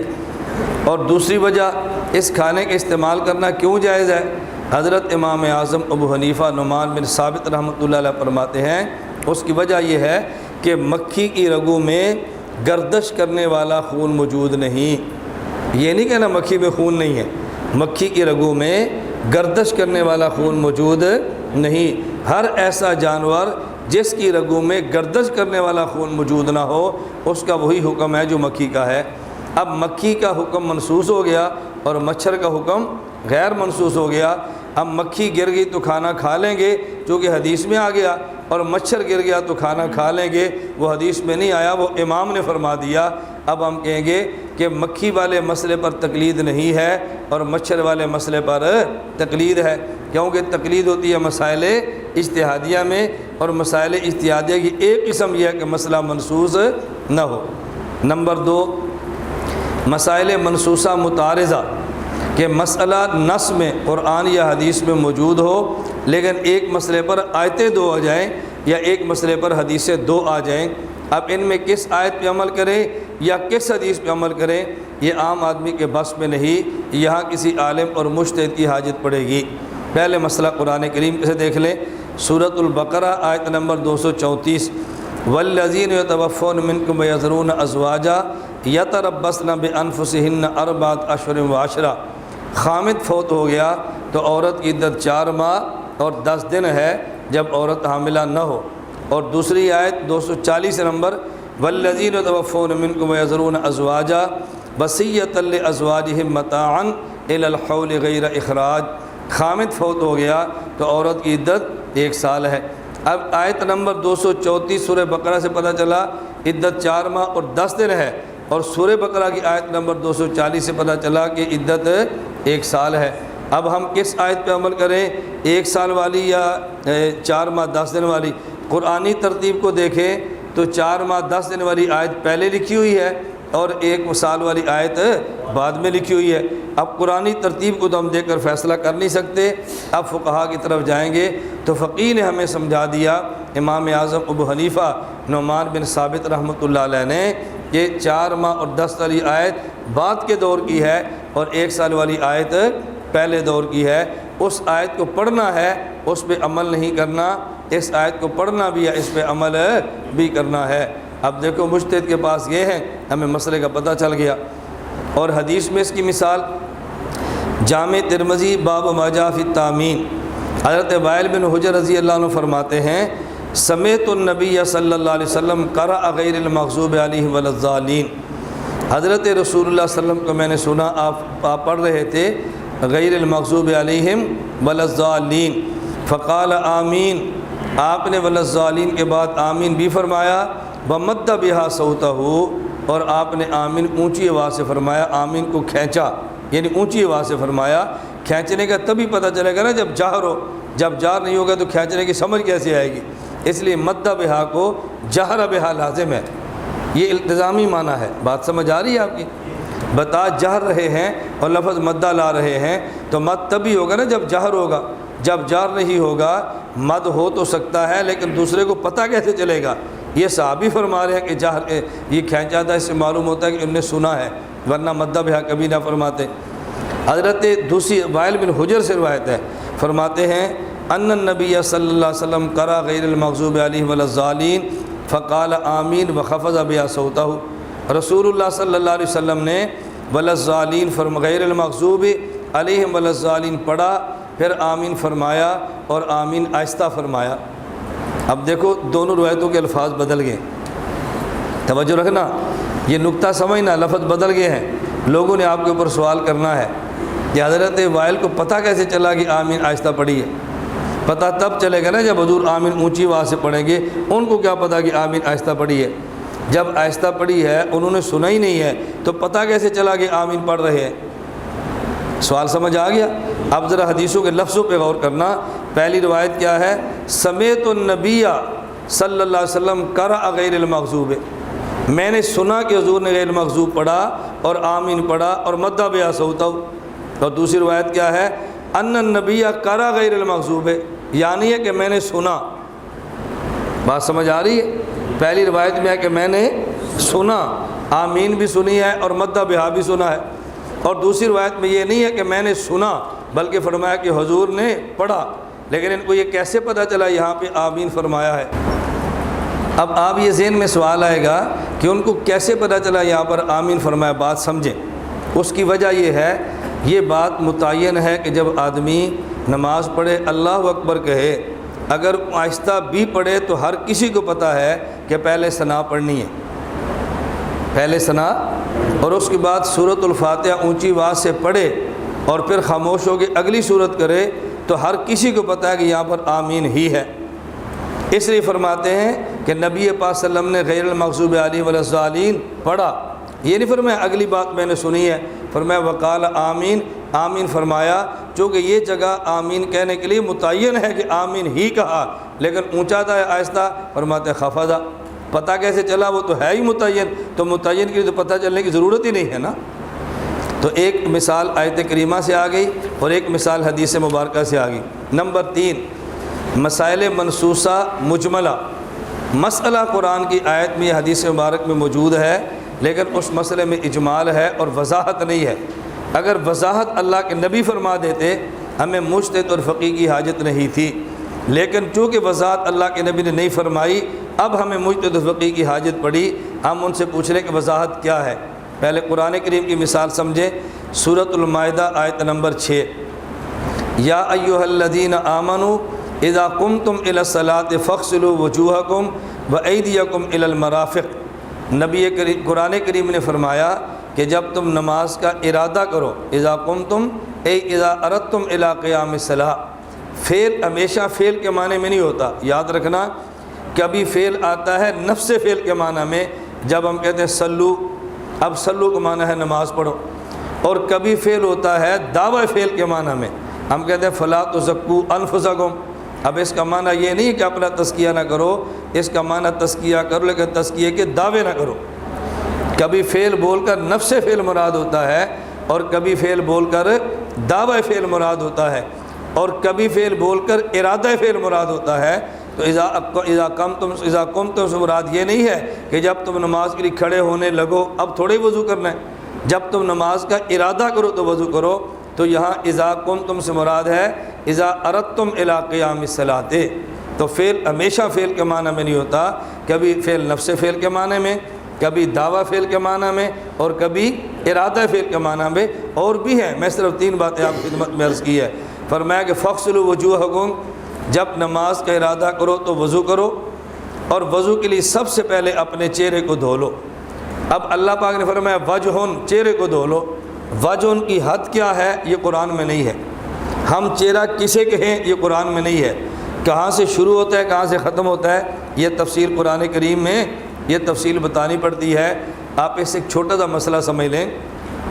آپ سے لوگ مسئلہ پوچھیں گے، ایک آدمی مجھ سے مسئلہ پوچھنے لگا کہ مولانا صاحب یہ جو خط ہے یہ کرانا ضروری ہے، یہ جو گال کے اوپر بال ہے اس کو کٹوانا، یعنی یہ گردن کا خط، کیا یہ ضروری ہے؟ میں نے کہا رخسار کے اور گردن کے بال آپ کٹوا لیں تو بھی ٹھیک ہے، رکھ لیں تو بھی ٹھیک ہے۔ میں نے آپ سے کہا نا اشرح لی صدری، مسئلہ کھل جائے نا تو پھر آپ دلائل کے لیے کتب کی مراجعت نہیں کریں گے، آپ اصول سے مسئلہ بتا دیں گے۔ حکیم الامت ثانی فرماتے تھے ہم اصولوں سے مسئلہ پیش کرتے ہیں۔ مجھے کہتے جی وجہ، میں نے کہا دیکھیں ایک داڑھی ہے اور ایک رخسار ہے اور ایک گردن ہے۔ داڑھی یہ داڑھ سے ہے، داڑھی کس سے ہے؟ داڑھ سے۔ داڑھی اس بال کا نام ہے جو داڑھ پر ہوں، رخسار والے بال کو داڑھی کہتے ہی نہیں ہے، گردن والے بال کو داڑھی کہتے ہی نہیں ہے، وہ جب داڑھی کا حصہ ہے ہی نہیں، رکھ لیں تو ٹھیک ہے، کاٹ لیں تو ٹھیک ہے۔ جو داڑھ کے اوپر بال ہے اس کو رکھنا ضروری ہے، باقی رکھ لیں تو آپ کی مرضی، کاٹ دیں تو آپ کی مرضی۔ اب وجہ فرمایا کہ چہرے کو دھو لو، لیکن چہرہ کہتے کسے ہیں اس کی تفصیل قرآن کریم میں موجود نہیں۔ اب ہم فقیہ کی طرف جائے تو فقیہ نے بتا دیا کہ جب آپ نے چہرہ دھونا ہے تو دائیں کان کی لو سے لے کے بائیں کان کی لو تک، اور سر کے پیشانی کے بالوں سے لے کے ٹھوڑی کے نیچے تک۔ تو یہ وضاحت فقیہ نے کی ہے، نص مجمل تھی اور فقیہ نے اس کی وضاحت فرما دی ہے۔ حدیث مبارک جامع ترمذی باب ما جاء فی التسبیح فی الرکوع والسجود، حضرت عبداللہ بن مسعود رضی اللہ عنہ فرماتے ہیں رسول اللہ صلی اللہ علیہ وسلم نے فرمایا اذا رکع احدکم فقال فی رکوعہ سبحان ربی العظیم 3 مرات فقد تم رکوعہ وذلک ادناہ، وَإِذَا سَجَدَ فَقَالَ فِي سُجُودِهِ سُبْحَانَ رَبِّيَ الْأَعْلَىٰ 3 مرات فَقَدْ تَمَّ سُجُودُهُ وَذَلِكَ أَدْنَاهُ۔ اگر کسی شخص نے رکوع کیا اور رکوع میں 3 بار سبحان ربی العظیم کہہ دیا، رکوع اس کا مکمل ہو گیا، اور یہ ادنا مقدار ہے، یہ سب سے کم مقدار ہے 3 مرتبہ کہنا۔ اور اگر کسی نے سجدہ کیا اور سجدے میں 3 بار سبحان ربی الاعلیٰ کہہ دیا، سجدہ مکمل ہو گیا، اور یہ 3 مرتبہ کہنا سب سے کم مقدار ہے۔ اب یہاں اجمال اور وضاحت کیا ہے؟ اللہ کے نبی صلی اللہ علیہ وسلم یہ بات تو سمجھا دی، اگر 3 بار کہہ دیا تو رکوع مکمل ہو گیا۔ اگلا سوال یہ ہے اگر آدمی نے 3 مرتبہ کی بجائے 2 مرتبہ کہہ دیا، اب رکوع ہوگا یا رکوع نہیں ہوگا؟ 1 مرتبہ کہہ دیا تو رکوع ہوگا یا رکوع نہیں ہوگا؟ اگر آدمی نے رکوع میں سبحان ربی العظیم 1 بار بھی نہ کہا، اب بتاؤ رکوع ہوگا یا رکوع نہیں ہوگا؟ یہ وضاحت حدیث میں موجود نہیں ہے۔ اب فقیہ نے بتایا رکوع کی حیثیت اور ہے اور رکوع میں تسبیح کی حیثیت اور ہے۔ رکوع کی حیثیت فرض کی ہے اور تسبیح کی حیثیت سنت کی ہے۔ فرض رہ گیا تو نماز نہیں ہوگی، اور سنت رہ گئی تو نماز ہو جائے گی لیکن اجر میں کمی آ جائے گی۔ اب ہم نے جو تقلید کی ہے وہ رکوع کے اندر نہیں، اور جو ہم نے تقلید کی ہے وہ رکوع کی تسبیحات کی تعداد میں نہیں، ہم نے تقلید اس میں کی ہے اگر تسبیحات رہ گئی یا کم ہو گئی اب نماز ہوگی یا نہیں ہوگی، تقلید اس مسئلے میں کی ہے، اور یہ مسئلہ اجتہادی ہے، یہ مسئلہ منصوص نہیں۔ نمبر 4 مسائل منصوصہ محتملۃ المعانی، مسئلہ قرآن میں بھی ہے، مسئلہ حدیث مبارک میں بھی ہے، لیکن جس آیت میں مسئلہ ہے اس آیت کے 2 معنی ہیں، ہم یہ معنی لیں یا وہ معنی کون سا لیں؟ مسئلہ ایک حدیث میں ہے اور اس حدیث کے 2 معنی بنتے ہیں، ہم معنی کون سا لیں، ایک یا دوسرا؟ اب اس میں مجتہد اور فقیہ کی ضرورت ہوتی ہے۔ اس پر ذرا مثالیں سمجھنا۔ یہ مثال ایک تو وہ ہے جو آپ پڑھتے رہتے ہیں لیکن سمجھتے کم ہیں، اور ایک وہ ہے کہ جو آپ کا مثال سامنے آتی ہی نہیں ہے۔ میں نے جان بوجھ کو مثال پیش کی ہے تاکہ مسئلہ بھی آ جائے، حل ہو جائے، اور مثال بھی سامنے آ جائے۔ یہ بات اچھی طرح سمجھنا۔ قرآن کریم میں ہے والمطلقات یتربصن بانفسهن ثلاثة قروء۔ آپ انشاءاللہ تو یہاں سے چلے جائیں گے۔ 17 جون کو میرا دنیا ٹی وی کا جو سبق ہے نا صبح درس قرآن، وہ اسی لفظ پر ہے والمطلقات یتربصن۔ اس آیت پورا گھنٹہ ہماری گفتگو ہے دنیا ٹی وی پہ، اس میں بڑے دلائل سماعت کرنے والے ہیں۔ میں خیر صرف سمجھا رہا ہوں، یہ سمجھیں۔ اللہ نے فرمایا کہ جس عورت کو طلاق ہو جائے وہ عورت 3 قروء عدت گزارے، 3 قروء انتظار کرے اور نکاح نہ کرے۔ یہ مسئلہ اس عورت کے لیے ہے، نمبر 1 وہ حاملہ نہ ہو۔ اگر حاملہ ہو تو عدت اس کی 3 قروء نہیں ہے بلکہ اس کی عدت ہے وضع حمل، جب حمل ہو جائے۔ نمبر 2 یہ اس کے لیے ہے جو آزاد ہو، باندھی کی عدت نہیں ہے۔ باندھی کی عدت اگر وہ حاملہ ہے تو عدت اس کی 2 حیض ہے، اور اگر حاملہ نہیں تو اس کی عدت 1.5 ماہ ہے۔ اور یہ عدت اس عورت کی ہے جس کو حیض آتا ہو۔ اگر حیض نہ آتا ہو بچپن کی وجہ سے، بڑھاپے کی وجہ سے یا بیماری کی وجہ سے، اس کی عدت 3 حیض نہیں بلکہ اس کی عدت 3 مہینے ہے۔ تو یہ آیت والمطلقات عام نہیں ہے بلکہ خاص اس عورت کے بارے میں ہے۔ نمبر 1 اس کو حیض بھی آتا ہو، وہ حاملہ بھی نہ ہو، اور وہ آزاد بھی ہو۔ نمبر 4 قید ملحوظ ہے وہ عورت ایسی ہو کہ جس سے خامد نے ہم بستری کی ہو، اگر اس سے خلوت نہیں ہوئی اس کی عدت ہے ہی نہیں، اس لیے اس کا جو مسئلہ نہیں پیدا ہوتا۔ اب ہم نے مسئلہ کیا سمجھنا ہے؟ قرآن کریم نے کہا جس عورت کو طلاق ہو گئی وہ 3 قروء اپنی عدت پوری کرے۔ قروء جمع ہے قرء کی۔ قرء عربی زبان کا لفظ ہے، اس کا معنی حیض بھی ہے جو ماہواری کے دن ہے، ماہواری کے دن جنہیں پیریڈ اور مینسز بھی اس زبان میں کہہ دیں گے۔ نمبر 2 اس سے مراد طہر ہے جو پاکی کے دن ہے۔ اب قرء کا معنی حیض بھی ہے اور قرء کا معنی طہر بھی ہے۔ اللہ پاک نے وضاحت نہیں فرمائی یا قرء سے مراد حیض ہے یا قرء سے مراد طہر ہے۔ امام اعظم ابو حنیفہ فرماتے ہیں یا قرء سے مراد حیض ہے، اور امام صاحب کی دلیل دیکھیں کتنی مضبوط ہے۔ اسی آیت میں آگے موجود ہے کہ عورتوں کے لیے جائز نہیں ہے کہ جو کچھ ان کے رحم کے اندر ہے اس کو چھپائیں۔ جب عورت کو طلاق ہو جائے اگر امید کے ساتھ ہو تو بتائے میں امید کے ساتھ ہوں، اور اگر نہیں ہے تو پھر بھی بتائے میں امید کے ساتھ نہیں ہوں۔ وہ آیت بتا رہی ہے کہ عورت کی عدت کا بنیادی مقصد یہ ہے کہ عورت کا رحم بالکل صاف ہو جائے، کہ ایسا نہ ہو کہ پہلے آدمی کی وجہ سے رحم امید کے ساتھ آ چکا ہو اور کسی اور کے نکاح میں چلی جائے۔ جب 3 حیض اس کے گزر جائیں گے تو سمجھ آ جائے گی کہ عورت امید کے ساتھ نہیں ہے۔ تو حیض کا آنا اس بات کی دلیل ہے عورت امید کے ساتھ نہیں ہے، طہر کا ہونا اس بات کی دلیل نہیں ہے عورت امید کے ساتھ نہیں ہے، کیوں جب عورت امید کے ساتھ آ جائے تو پھر حیض نہیں آتا بلکہ طہر ہوتا ہے۔ تو معلوم ہے اس قرء سے مراد حیض ہے کہ 3 حیض انتظار کرے۔ اگر حیض کو بنیاد نہیں بنائیں گے طہر بنائیں گے تو 3 طہر کی بنیاد آپ بنا کیسے سکتے ہیں؟ اس لیے ضروری ہے کہ اب طہر کی بجائے حیض کو بنیاد بنائیں۔ اب دیکھو امام ابو حنیفہ کے دماغ نے کتنا کام فرمایا۔ دوسری اب بات سمجھیں، ہم عدت کے مسئلے میں تقلید نہیں کرتے بلکہ عدت طور سے ہوگی یا حیض سے ہوگی اس میں تقلید کرتے ہیں۔ تو جو بات نہیں سمجھتے کہتے ہیں دیکھو امام کی تقلید کی، انہوں نے قرآن چھوڑ دیا ہے۔ ہم نے قرآن میں تقلید نہیں کی بلکہ قرآن سمجھنے میں تقلید کی ہے۔ قرآن سمجھنا اور ہوتا ہے اور قرآن میں تقلید کرنا اور ہوتا ہے۔ اسی رمضان میں بحرین میں تھا، صرف 1.5 دن کے لیے میرا سفر تھا، تو ایک غیر مقلد آ گیا کسی مسئلے پہ، بات ویسے سمجھنے کے لیے۔ مجھے وہ لڑکا کہنے لگا بات اور مسئلے پر ہے، میں صرف ایک مثال دینے لگا ہوں۔ ایک لڑکا غیر مقلد مجھے کہنے لگا کہ مولانا صاحب آپ بتائیں اللہ کہاں پر ہے؟ میں نے کہا اللہ ہر جگہ پر ہے۔ اس نے کہا دلیل؟ میں نے کہا قرآن کریم میں ہے وَلِلَّهِ الْمَشْرِقُ وَالْمَغْرِبُ فَأَيْنَمَا تُوَلُّوا فَثَمَّ وَجْهُ اللَّهِ۔ مشرق بھی اللہ کا، مغرب بھی اللہ کا، تم جدھر رخ کرو گے ادھر اللہ کی ذات موجود ہے۔ مجھے فوراً کہنے لگا یہ جو ہے نا ادھر اللہ کی ذات نہیں ہے، اس سے مراد ہے ادھر اللہ کا علم، اللہ کی قدرت، اللہ کی صفت ہے۔ تو خدا کا علم ہر جگہ پر ہے، خدا کی ذات ہر جگہ پہ نہیں۔ اسی کے ٹیبل پہ ترجمہ پڑا ہوا تھا احسن البیان غیر مقلد محمد جوناگڑھی صاحب کا، میں نے ترجمہ اٹھا لیا۔ میں نے کہا اب یہ ترجمہ اسی سے پڑھیں جو آپ کا ترجمہ ہے۔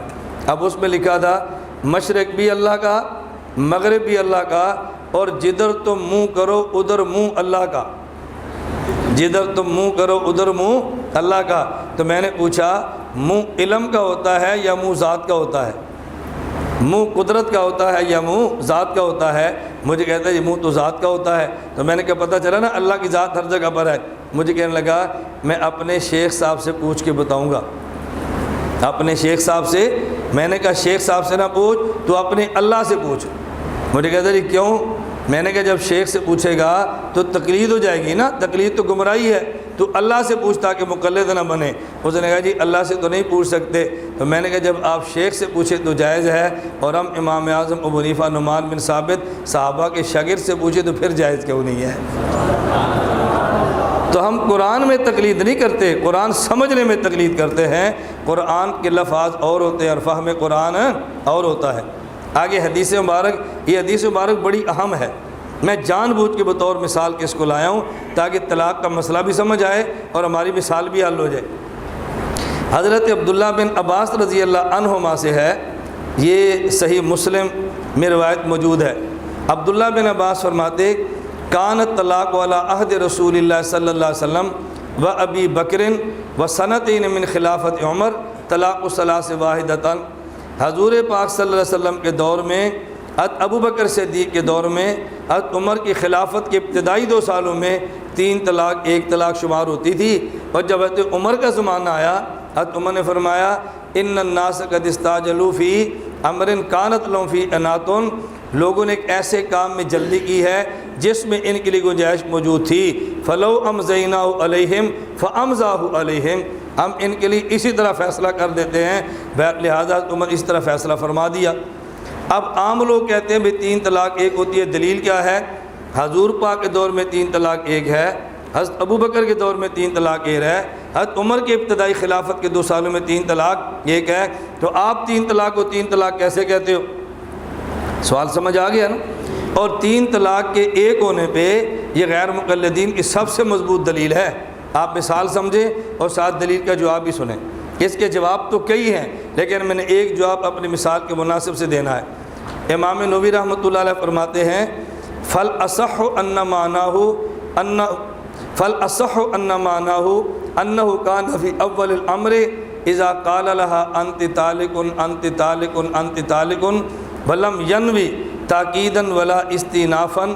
یہ استنافاً اعتراض نہ کرنا، یہ حمزہ وصل تا درمیانے کلام میں پڑھا کیوں ہے؟ یہ سمجھانے کے لفظ استناف ہے، اور دفعہ دخل مقدر ہو گیا، نہیں سمجھ آئی؟ بعد میں کوئی کہہ دے گا نا کہ ابھی استناف کا باب استفعال کا حمزہ تو وصلی ہے، درمیانے کلام گر جاتا ہے، تو دیکھو ایک ایسا جاہل ایسے تو گرائے نہیں، بلا استنافاً کہتا ہے۔ اس لیے میں بتانے لگوں کہ لفظ یہ ہے بلستینافاً۔ یہ میں استناف اور حمزہ وصل کھول کے کیوں پڑھتا ہوں؟ تاکہ بعض فقیر بیٹھے ہوتے ہیں ان کو سمجھ آئے کہ یہ مسئلہ لفظ ہے کون سا۔ وَلَمْ يَنْوِ تَأْكِيدًا وَلَا اسْتِنَافًا يُحْكَمُ بِوُقُوعِ طَلَقَةٍ لِقِلَّةِ إِرَادَتِهِمُ الْاِسْتِنَافَ بِذَلِكَ فَحُمِلَ عَلَى الْغَالِبِ الَّذِي هُوَ إِرَادَةُ التَّأْكِيد۔ اب ذرا بات سمجھ۔ امام نووی رحمۃ اللہ فرماتے ہیں اگر ایک ہی لفظ کو 3 بار کہا جائے، اگر ایک ہی لفظ کو بار بار کہا جائے اور ہر بعض لفظ کے بولنے سے وہی معنی مراد ہو جو پہلی بار بولنے سے تھا، اسے تاکید کہتے ہیں۔ اور اگر ایک لفظ کو بار بار بولیں، ایک بار بولے تو معنی اور تھا، دوبارہ بولے معنی اور تھا، سبارہ بولے معنی اور تھا، اس تکرار کو تاکید نہیں کہتے بلکہ اس تکرار کو استئناف کہتے ہیں۔ تو اس وقت پہلے اس کی مثال سمجھیں۔ کوئی آدمی رات کو سویا، طالب اٹھے اور اٹھ کر اچانک کہہ دے اوئے استاد جی کو بلاؤ، سانپ آ گیا، سانپ آ گیا، سانپ آ گیا۔ کتنے سانپ آئے؟ 3 مرتبہ سانپ کہنے سے 3 سانپ آئے ہیں۔ سانپ آیا ہے اور سانپ آ گیا کتنی بار کہا؟ 3 بار کہا۔ اس کو تاکید کہیں گے یا استئناف کہیں گے؟ جی تاکید کہیں گے نا۔ اب امام نووی فرماتے ہیں کہ جب کوئی آدمی یہ کہتا انتی طالقن انتی طالقن انتی طالقن، تجھے طلاق تجھے طلاق تجھے طلاق، اب اس کے 2 معنی ہیں کہ جب اس نے کہا تجھے طلاق، طلاق تو ہو گئی، اور جب کہا تجھے طلاق تجھے طلاق، یہ جو دوبارہ تجھے طلاق کہا، اس سے مراد الگ الگ طلاقیں ہیں یا ایک ہی طلاق کو پکا کرنے کے لیے دوبارہ انت تعلق کہہ دیا ہے؟ یہ تاکید ہے یا استئناف ہے؟ یہ ہے کیا؟ تو رسول اللہ صلی اللہ علیہ وسلم کا دور نہایت خیر کا دور تھا. اگر اس میں کوئی آدمی کہتا نا انت طالقن انت طالقن انت طالقن، جب پوچھا جاتا تاکید مراد ہے یا استئناف ہے؟ وہ تاکید کہتا تو ایک طلاق ہوتی، اور اگر استئناف کا ارادہ کرتا تو پھر 3 طلاقیں ہوتی. بات سمجھنا. لیکن اگر کوئی آدمی انت طالقن انت طالقن انت طالقن کہتا اور نہ ارادہ تاکید کا کرتا نہ ارادہ استئناف کا کرتا، اب ہم اس سے 1 لیتے یا 3 لیتے، تو چونکہ اس دور میں لوگ جلد بازی نہیں کرتے تھے بلکہ انت طالقن کہہ کر طلاق دے دیتے اور باقی 2 عمر کہہ کے پہلی طلاق کو پکا کرتے تھے. اس وقت کا ماحول یہ تھا، اس لیے اگر یوں کہہ دیتا تو ایک ہی مراد لیتے. لیکن چونکہ احتمال دوسرا بھی تھا، حضرت عمر بن خطاب نے فرمایا اب لوگ انت طالقن انت طالقن انت طالقن کہیں گے اور جس بات میں استئناف ہی مراد ہوگی، لیکن جب گزرا وقت یاد آئے گا اور بچے جدا ہونے لگیں گے تو پھر کہے گا میرا ارادہ تاکید کا تھا، میرا ارادہ استئناف کا نہیں تھا. تو اس لیے وہ کہے گا جی میں نے تو 1 طلاق ہوگی، تو اس نے جھوٹ بولا ہے، لہٰذا میں عمر فیصلہ کرتا ہوں اگرچہ اس میں 2 احتمال موجود ہیں. آئندہ اگر کسی نے لفظ یوں بولا تو اب اس سے مراد استئناف ہی ہوگا، تاکید کبھی بھی نہیں ہوگا. اب ہم نے اس مسئلے میں عمر کی جو تقلید کی ہے نا، وہ انت طالقن انت طالقن انت طالقن 3 کو ایک کہنے میں نہیں کی، بلکہ 3 سے جو تاکید کا احتمال تھا اس کو ختم کر کے استئناف کے معنی میں تاکید کی ہے. تو اجمال کی وضاحت اور ہوتی ہے، اور بات سمجھ آ رہی ہے؟ اجمال کی وضاحتیں یہ اور ہوتی ہے، مجمل کو کھولنا یہ بالکل الگ چیز ہوتی ہے. اور اگر ایک مسئلے پہ نصوص آ جائیں اور نصوص محتمل ہوں اور احتمال کی وضاحت الگ ہوتی ہے، جس طرح ثلاثۃ قروء اس میں 2 احتمال موجود تھے، ہم نے ایک احتمال لیا امام کے فرمانے پہ. انت طالقن میں 2 احتمال تھے، ایک احتمال چھوڑ کے دوسرا احتمال لیا مجتہد فقیہ عمر کے فرمانے پہ. ہم نے عمر کی وجہ سے مسئلہ نہیں چھوڑا، ایک احتمال کو چھوڑ کے دوسرے احتمال کو لیا ہے. اب بات سمجھ آ گئی ہے؟ اچھا، آخری مثال دیکھ لیں. نمبر 5 مسائل منسوسہ غیر متعینۃ الاحکام. مسئلہ قرآن یا حدیث میں موجود ہے لیکن اس پر حکم نہیں لگایا، حکم مجتہد لگائے گا، اور ایسے احکام قرآن میں کئی موجود ہیں. اذا قرأت القرآن فاستعذ باللہ، قرآن پڑھنے لگو تو اعوذ باللہ پڑھا کرو. اب فاستعذ باللہ بھی امر ہے. وَإِذَا حَلَلْتُمْ فَاصْطَادُوا، جب حج سے تم حلال ہو جاؤ تم شکار کرو. اب فاصطادوا بھی امر ہے، اذا حللتم پیچھے ہے، اذا قرأت کے بعد فاستعذ بھی امر ہے. اب بتاؤ، جس طرح قرآن کے وقت استعاذہ ضروری ہے، کیا آدمی حج کے احرام سے حلال ہو جائے شکار بھی ضروری ہے؟ تو وہاں بھی فاصطادوا امر ہے یا استعذ یہاں بھی امر ہے، لیکن ایک امر کو وجوب کے لیے فرما رہے ہیں اور دوسرے امر کو جواز اور اباحت کے لیے فرما رہے ہیں.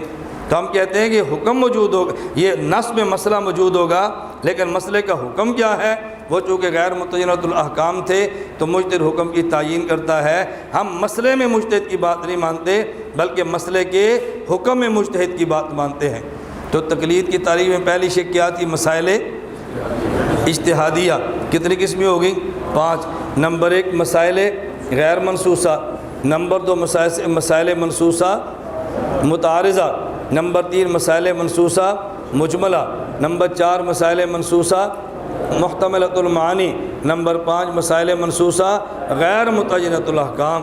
ان 5 مسائل میں تقلید کرتے ہیں، ویسے ہم تقلید نہیں کرتے. میں ذرا بات جلدی ختم کرتا ہوں. آگے دیکھیں، تقلید کرتا ہے کون؟ غیر مجتہد کرتا ہے، مجتہد تقلید نہیں کرتا. اس سے ایک مسئلہ سمجھ آ گیا. آج کے دور میں غیر مقلد کہتے ہیں اگر تقلید کرنا واجب ہے تو بتاؤ امام ابو حنیفہ کس کے مقلد تھے؟ ہم کہتے ہیں کسی کے مقلد نہیں تھے. کہتے ہیں تقلید واجب ہے، تمہارا امام تو گناہ گار مرا، وہ تو تقلید نہیں کرتے تھے نا.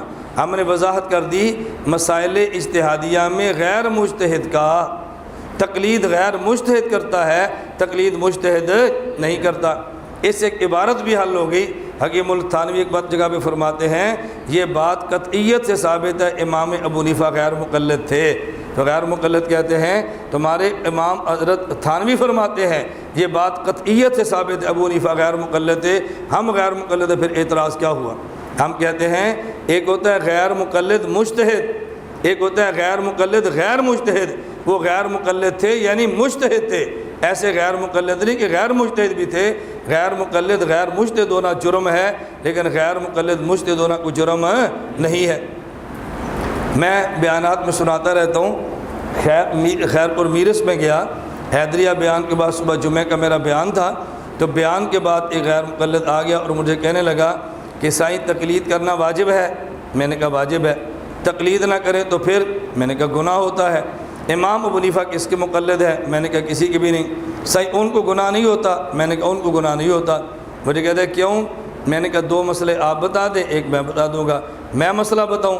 میں نے کہا ہاں، بعض مسئلے ایسے جس کا جواب تجھے بھی ٹھیک آتا ہے وہ تجھ سے پوچھ لیتے ہیں۔ یہ بتاؤ ہر انسان کے لیے نبی کا کلمہ پڑھنا فرض ہے؟ اس نے کہا جی فرض ہے۔ میں نے کہا پوچھو حضور صلی اللہ علیہ وسلم کس نبی کا کلمہ پڑھتے تھے؟ کہتا ہے کسی کا بھی نہیں۔ تو میں نے کہا وہ کیوں نہیں پڑھتے تھے؟ کہتا ہے اس لیے کہ وہ خود نبی تھے، کسی نبی کا کلمہ کیوں پڑھیں؟ میں نے کہا دوسرا مسئلہ بتاؤ، باجماعت نماز ضروری ہے؟ مجھے کہتا ہے جی ہاں۔ میں نے کہا باجماعت کا معنی؟ کہتے ہیں چند لوگ ایک امام کے پیچھے کھڑے ہو کر نماز پڑھیں، یہ نماز باجماعت ہے۔ میں نے کہا آپ باجماعت پڑھتے ہیں، آپ کا امام بے جماعت پڑھتا ہے، آپ سنت پہ عمل کرتے ہیں، وہ گناہ کرتا ہے۔ مجھے کہنے لگا کیوں؟ میں نے کہا وہ کس امام کے پیچھے ہے؟ کہتا ہے کسی کے پیچھے بھی نہیں۔ میں نے کہا بے جماعت نماز ہو گئی نا؟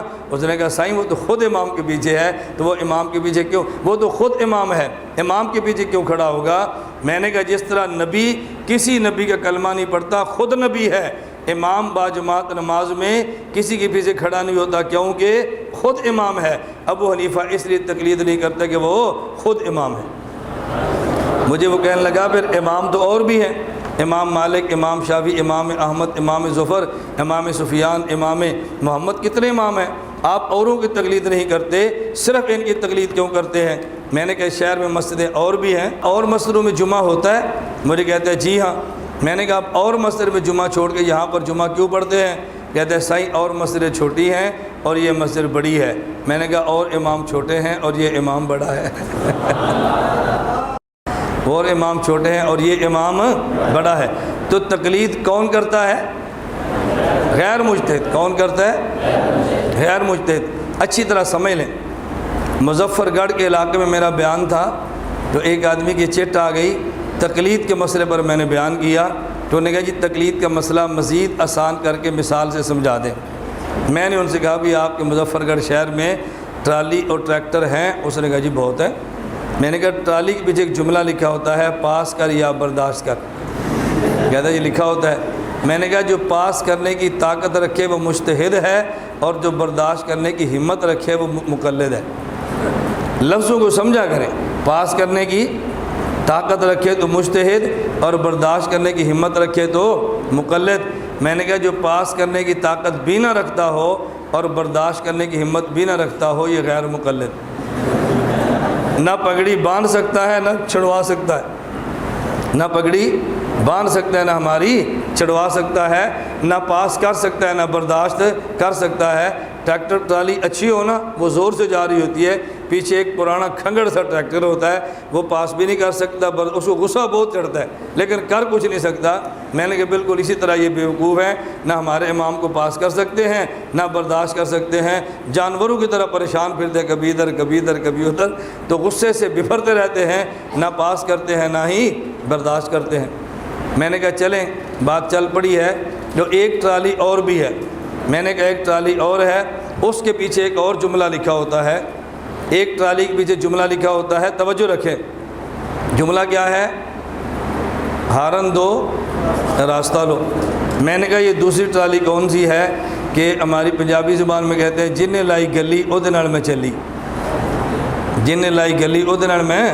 بعض لڑکیاں ہوتی ہیں جو پسا لے اس کی ہے۔ ہم نے کہا بھی پیار کرنا جرم ہے، لیکن جرم بھی انسان عقل سے کرے نا، جرم بھی تو آدمی عقل سے کرے، پیار کرنا جرم ہے، ناجائز پیار جرم ہے، لیکن جرم بھی تو کسی طریقے سے کرنا چاہیے نا۔ جن نے لائی گلی میں ادھر چلی، میں نے کہا جس طرح اس کی عادت ہے اس طرح اس کی بھی عادت ہے۔ کسی نے کتاب دکھائی تو مماتی ہو گیا، پھر کتاب دکھائی تو غیر مقلد ہو گیا، پھر دکھائی جماعت المسلمین ہو گیا، پھر دکھائی تو مرزائی ہو گیا۔ بات سمجھ آ رہی ہے؟ اسے کہتے ہیں جن نے لائی گلی وہ میں چلی، بس جس نے پھنسا لی اس کی ہوگی۔ ایک نے 100 روپیہ دیا، دوسرے نے 200 دیا، تیسرے نے 500 دیا۔ پہلے 100 والے کی یار تھی، اب 200 والے کی یا 500 والے کی ہے۔ کوئی 1000 دے گا تو اس کی یار بن جائے گی۔ بچاؤ، اس سے تو نکاح کرنے کو دل نہیں کرتا تو پیارے سے کیا کرنا؟ بات سمجھ آ رہی ہے؟ ہمارے ایک لطیفہ مشہور ہے بڑے کام کا لطیفہ مشہور ہے۔ ایک آدمی ایک عورت کے پیچھے پڑ گیا اور اس نے کہا تیرے بغیر میرا رہنا بڑا مشکل ہے۔ اب عورت کے پیچھے چل رہا تھا، اس نے کہا بدبخت آدمی، میں شادی شدہ کو شرم ہی آ کر، اس نے کہا میں مجبور ہوں، تیرے بغیر نہیں رہ سکتا۔ اور جب اس نے سمجھا جان نہیں چھوڑ رہا، اس نے اس کو بلا کر کہا دیکھو میں عمر میں بڑی ہوں، میری چھوٹی ہمشیرہ عمر میں چھوٹی ہے، مجھ سے خوبصورت بھی زیادہ ہے، شادی شدہ بھی نہیں ہے، پیچھے آ رہی ہے، تو اس کے پاس چلا جا۔ اس نے پیچھے دیکھا، جو ہی دیکھا اس نے دھر کے تھپڑ مارا۔ اس نے کہا خبیث تو میرے ہوتے ہوئے میرا نہیں ہے تو میرے بعد میرا کیسے ہوگا؟ صرف میں نے بتایا تو پیچھے مڑ گیا ہے، تر سے یاری کا کیا فائدہ؟ چلو کم از کم دوست رہتا ہو کسی جگہ پر تو جان دے نا۔ اب سمجھ آئی؟ جنہیں لائی گلی ادھر میں چلی۔ تو ایک آدمی کیا ہے، ہارن دو 10 سال، بس جو کتاب دے اس کے پیچھے۔ پہلے کتاب دکھائی تو چتروڑی بنا، پھر کتاب دکھائی تو غیر مقلد بنا، پھر دیکھی تو جماعت المسلمین بنا، پھر دیکھی تو مرزائی بنا۔ یہ سلسلے چھوڑو۔ میں نے کہا کہ تیسری ٹرالی بھی ہے، نہ چھیڑ ملنگانو۔ ایک تیسری ٹرالی ہے نہ چھیڑ ملنگانو، یہ ہے اہل بدعت کی ٹرالی۔ اہل بدعت کی ٹرالی کون سی ہے؟ افغانستان کا مسئلہ ہو، بوسنی کا مسئلہ ہو، فلسطین کا مسئلہ ہو، شام کا مسئلہ ہو، کشمیر کا مسئلہ ہو، دنیا میں کوئی مرے یا جیے، حضور کی عظمت کا مسئلہ ہو، صحابہ کا مسئلہ ہو، اکابر کا مسئلہ ہو، کچھ بھی ہوتا رہے، بس ہماری 11ویں، ہمارا کل، ہمارا 10واں، ہماری میلاد، بس اسی پر لگا ہوا ہے۔ یہ تیسری ٹرالی ہے، نہ چھیڑ ملنگانو۔ میں نے کہا نہ چھیڑ ملنگانو اہل بدعت کی ٹرالی ہے۔ ہارن دو اور راستہ لو، یہ ایک دوسرے طبقے کی ٹرالی ہے۔ ہماری ٹرالی کون سی ہے؟ پاس کر یا امام پاس کرتے ہیں، ہم برداشت کرتے ہیں۔ تو تقلید کون کرتا ہے؟ بات سمجھ آ رہی ہے نا؟ تقلید کون کرتا ہے؟ میں یہ بات اس لیے یوں سمجھا رہا ہوں کہ یہ سمجھانی سیکھو عوام کو۔ آپ سمجھاؤ، ساری عوام آپ کی ہے، علاقے آپ کے ہیں، مجمع آپ کا ہے، ہمیں بات سمجھانی نہیں آتی۔ یہ سب سے بڑا المیہ ہے، ہمیں سمجھانی نہیں آتی۔ میں جو بار بار ہوتا ہوں نا، مولوی بننے کے بعد مجھے 1 سال دو، مجھے 1 سال دو۔ عام آدمی کہتا ہے وہاں کیا، بخاری تو ہم نے پڑھ لی ہے، اب یہ کیا پڑھائے گا؟ مسلم تو ہم نے پڑھ لی ہے، یہ کیا پڑھائے گا؟ میں نے کہا دیکھیے سارے دلائل آپ نے پڑھے ہیں، لیکن دلائل کا سلیقہ آپ سمجھ رہے ہیں؟ ہمارے پاس رہ کے دلائل کا سلیقہ سیکھو، ہمارے پاس رہ کے نظم سیکھو، تقوی طہارت سیکھو، عوام سے ڈیلنگ سیکھو، اکابر کا ادب و احترام دیکھو۔ یہ چیزیں بنیادی چیزیں ہوتی ہیں۔ اللہ میں بات سمجھنے کی توفیق عطا فرمائے۔ نمبر 1 مسائل اجتہادیہ، نمبر 2 تقلید کون کرے گا؟ غیر مجتہد۔ نمبر 3 میں نے آپ سے کہا تھا مسائل اجتہادیہ میں غیر مجتہد کا ایسے مجتہد کی تقلید کرنا جس کا ایسے مجتہد کے مفتہ بہا مسائل کو بلا مطالبہ مان لینا جس کا مجتہدانہ دلیل شرعی ثابت ہو۔ کیا مطلب؟ ہم ہر مجتہد کی تقلید نہیں کرتے۔ یہ بات میں کیوں کہنے لگا ہوں؟ مجھ سے خود یہ بات بطور سوال کے علامہ علی شیر حیدری رحمۃ اللہ علیہ نے فرمائی۔ میں اندرون سندھ کے دورے پر تھا، حیدریہ بیٹھا تھا، حضرت نے مجھ سے پوچھا بھائی تقلید تو مجتہد کی ہوتی ہے، میں کہتا ہوں میں مجتہد ہوں، پھر میری تقلید لوگ کر لے تو جائز ہے؟ میں نے کہا نہیں، یہ ہماری لڑائی نہیں ہوتی تھی، ہمارا پیار ہوتا تھا۔ پیار میں حضرت مجھ سے ایسی باتیں کرتے رہتے تھے۔ میں آپ کے سامنے یہاں بیٹھا ہوں، دیکھیں میری بات ریکارڈ ہو رہی ہے، میں حلفاً خدا کی قسم اٹھا کر یہ جملہ کہہ رہا ہوں۔ حیدری رحمۃ اللہ علیہ میرے پاس تشریف لائے، میرے کلانے پر نہیں، بغیر میرے بلانے کے آئے۔ حضرت کا سرگودہ جلسہ تھا، مجھے اساتذہ نے کہا حضرت کو دعوت دو، میں نے کہا نہیں دوں گا۔ مجھے کہتا وجہ؟ میں نے کہا میں ان کی جماعت کا کارکن نہیں ہوں، میرا ان سے علمی یارانہ ہے۔ سندھ جاؤں تو میں فون کروں، وہ سرگودہ ہیں تو میں فون کروں، دوستی ایک جانب سے نہیں چلتی، جان بہن سے چلتی ہے۔ وہاں جاؤں تو میں پوچھوں گا، یہاں ہیں تو وہ پوچھیں گے، نہیں پوچھتے تو نہ پوچھے جائیں، ہم سندھ جا کر شکوہ کر لیں گے۔ ہم بیٹھے تھے، مولانا کا فون آ گیا، کہاں پر ہے؟ میں نے کہا جی مرکز بیٹھا ہوں، میں سرگودہ میں ہوں۔ میں نے کہا ٹھیک ہے جی، کب تشریف لائیں؟ پر میں بتا نہیں سکتا لیکن آؤں گا۔ میں نے پوچھا کیا کھائیں گے کیا پئیں گے؟ پر میں کچھ بھی نہیں۔ میں نے کہا ٹھیک ہے۔ میں نے کہا لو بھائی تشریف لا رہے ہیں، مجھے ایک ساتھی کے ساتھ کہنے لگے کچھ انتظام کریں۔ میں نے کہا بھی میں سفر میں رہتا ہوں، مجھے اچھی طرح اندازہ ہے کہ کہ آدمی کبھی کھانے پینے کا موڈ نہیں ہوتا تو تنگ نہ کریں، ٹھیک ہے۔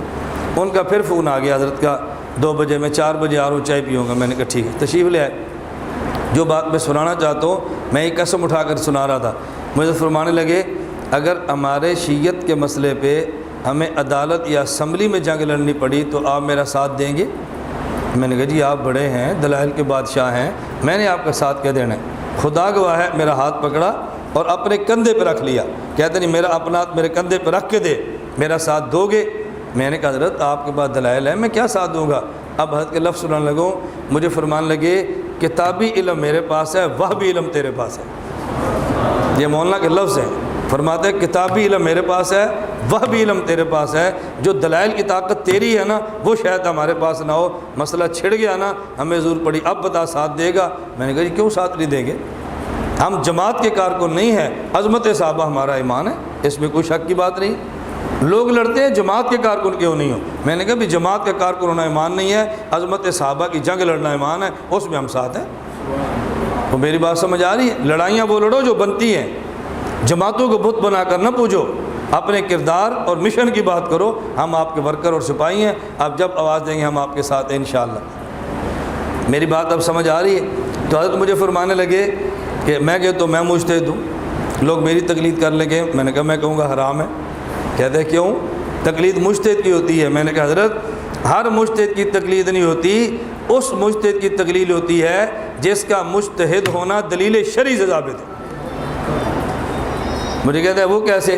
میں نے کہا یا اس کو قرآن مجتہد کہے، یا پیغمبر کا فرمان مجتہد کہے، یا امت کا اجماع مجتہد کہے، اس کے دعوے سے مجتہد بنتا تو پھر مودودی کہتا ہے میں مجتہد ہوں، ہم اس کو نہیں مانتے، آپ کہتے ہیں مجتہد۔ میں نے کہا ہم نہیں مانیں گے، آپ کی کوئی تقلید کرے گا؟ میں نے کہا میں آپ کے خلاف کھڑا ہوں گا، حضرت نے جرم کیا، کوئی تقلید نہ کرے ان کی۔ یہ ہمارا پیار ہوتا تھا، یہ لڑائیاں نہیں ہوتی، پیار کی باتیں چلتی تھی۔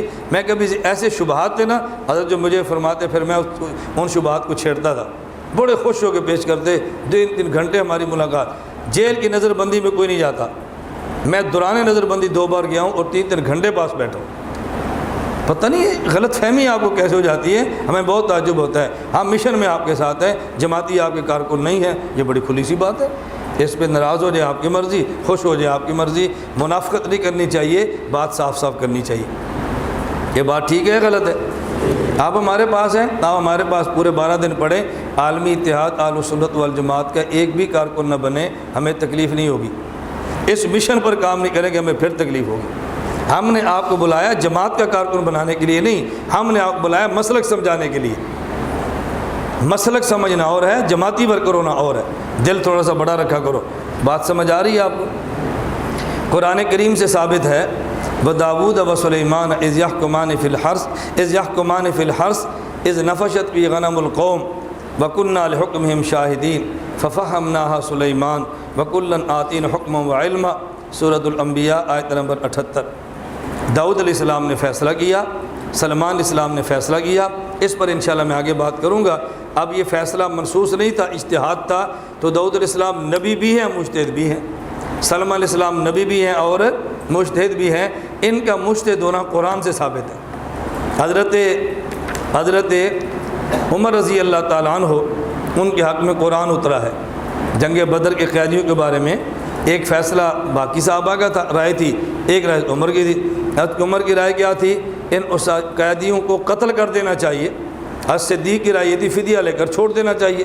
رسول اللہ صلی اللہ علیہ وسلم نے حضرت صدیق کی رائے پہ عمل کیا اور فدیہ لے کے چھوڑ دیا ہے۔ لیکن قرآن جو اترا نا، ما کان لنبی ان یکون له اسرى حتى یسکن فی الارض تریدون عرض الدنیا واللہ یرید الآخرہ، قرآن نے تائید عمر کی فرمائی۔ اب اس کا معنی یہ نہیں تھا کہ ان کا اجتہاد غلط تھا، نا، ان کے اجتہاد کے فوائد الگ تھے، ان کے اجتہاد کے فوائد الگ تھے۔ اب حضرت عمر نے اجتہاد فرمایا اور اللہ رب العزت نے تصویب فرمائی ہے کہ اس وقت کس کی ضرورت تھی، اس وقت کس کی ضرورت ہے۔ اب میں سمجھانا چاہتا ہوں، حضرت عمر کے مطابق قرآن اترا تو ہم یہ کہیں گے ان کے اجتہادات کا فیصلہ اللہ کے قرآن نے کیا ہے۔ کسی کا مجتہد ہونا حدیث پیغمبر سے ثابت ہے۔ سنن ابی داؤد باب اجتہاد الرائے فی القضاء، اپنے موقع پر ہی پھر بھی حدیث آئے گی، میں اس طرف اشارہ کرتا ہوں، دلیل پھر آنا ہے۔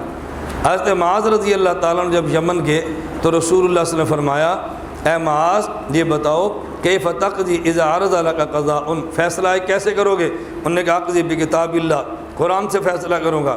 فرمایا فإن لم تجد فی کتاب اللہ، اگر تجھے کتاب اللہ میں نہ ملے تو پھر فرمایا بسنت رسول اللہ، حضور آپ کی سنت سے فیصلہ کروں گا۔ فرمایا فإن لم تجد فی سنت رسول اللہ ولا فی کتاب اللہ، اس پر میں تفصیلی بات ابھی کریں گے، آئندہ دلائل میں آ رہی ہے۔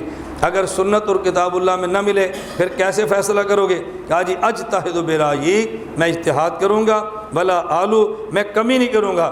فضرب رسول اللہ صلی اللہ علیہ وسلم صدرہ وقال الحمد للہ الذی وفق رسول رسولہ لما یرضی رسول اللہ۔ حضرت معاذ فرماتا ہے میں اجتہاد کروں گا، حضور نے ان کی تصدیق فرمائی ہے۔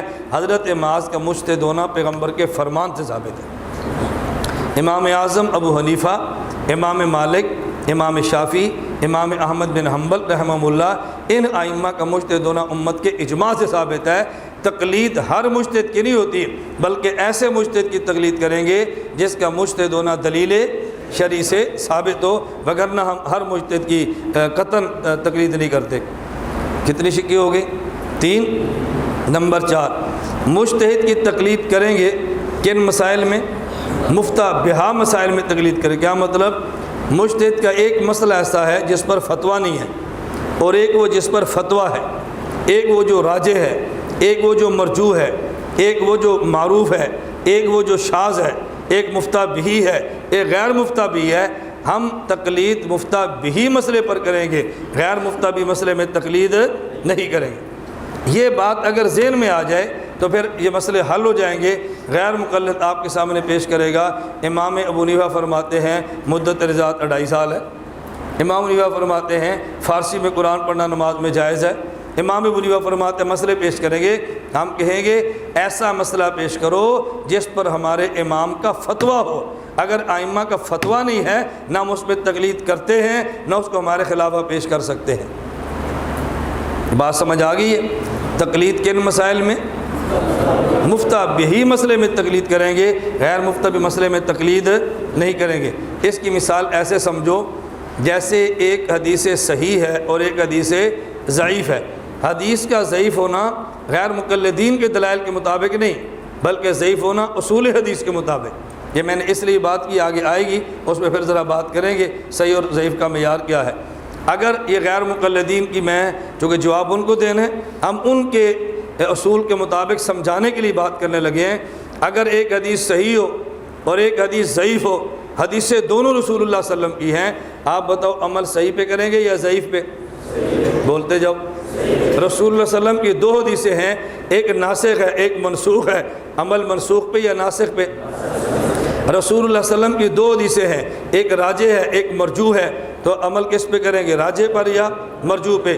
اب اگر کوئی بے وقوف انسان یہ کہے ہم صحیح حدیثیں اس لیے نہیں مانتے کہ ان کی حدیثیں ضعیف بھی ہیں، ناسخ اس لیے نہیں مانتے ان کی حدیثیں منسوخ بھی ہیں، جس طرح یہ گمراہ ہے اس طرح جو شخص کہتا ہے ہم فقہ حنفی کے مفتہ بہا مسائل اس لیے نہیں مانتے کہ امام کے بعد مسئلے غیر مفتہ بہی بھی ہیں، جس طرح ضعیف حدیث کو لے کے صحیح کو نہیں چھوڑتے، منسوخ کو دے کر ناسخ کو نہیں چھوڑتے، غیر مفتہ بہی مسئلہ کو لے کر مفتہ بہی فقہ کو بھی نہیں چھوڑتے۔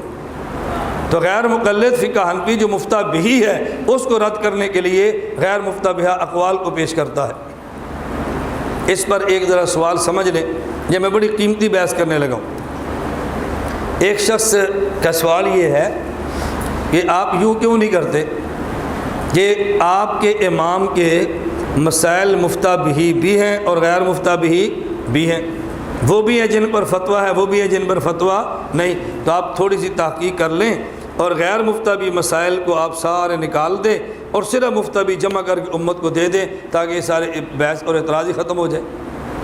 اب بتاؤ بظاہر سوال کتنا عمدہ، کتنا مضبوط اور کتنا بہترین ہے، ہر آدمی اس کی تائید کرے گا۔ یعنی اگر کوئی ادارہ اس پر بیٹھ جائے نا تو لوگ اس ادارے کو تائید بھی کریں گے، فنڈ بھی دیں گے، یار اس ادارے نے بہت بڑا کام کیا ہے، فقہ حنفی کے مفتہ بہی مسئلے اکٹھے کر کے امت کو دیے اور غیر مفتہ بہی صاف کر دیے، لوگ تائید کریں گے یا نہیں؟ مجھے بتاؤ، اچھی طرح بات سمجھنا، اگر کوئی شخص یہ کہے کہ آپ اپنے امام کے مسائل اکٹھے کر لو، غیر مفتہ بہی الگ کر دو، مفتہ بھی الگ کر دو، مفتہ بھی اکٹھے کر کے چھاپ دو، غیر مفتہ بھی نکال دو، تاکہ عمل بھی مفتہ بھی پر ہو اور غیر مقلدین کے اعتراضات سے بھی بچ جائیں۔ ہم کہتے ہیں ایسا ہرگز نہ ہم کریں گے، نہ ہمیں کرنا چاہیے، نہ ایسا کریں گے نہ کرنا چاہیے۔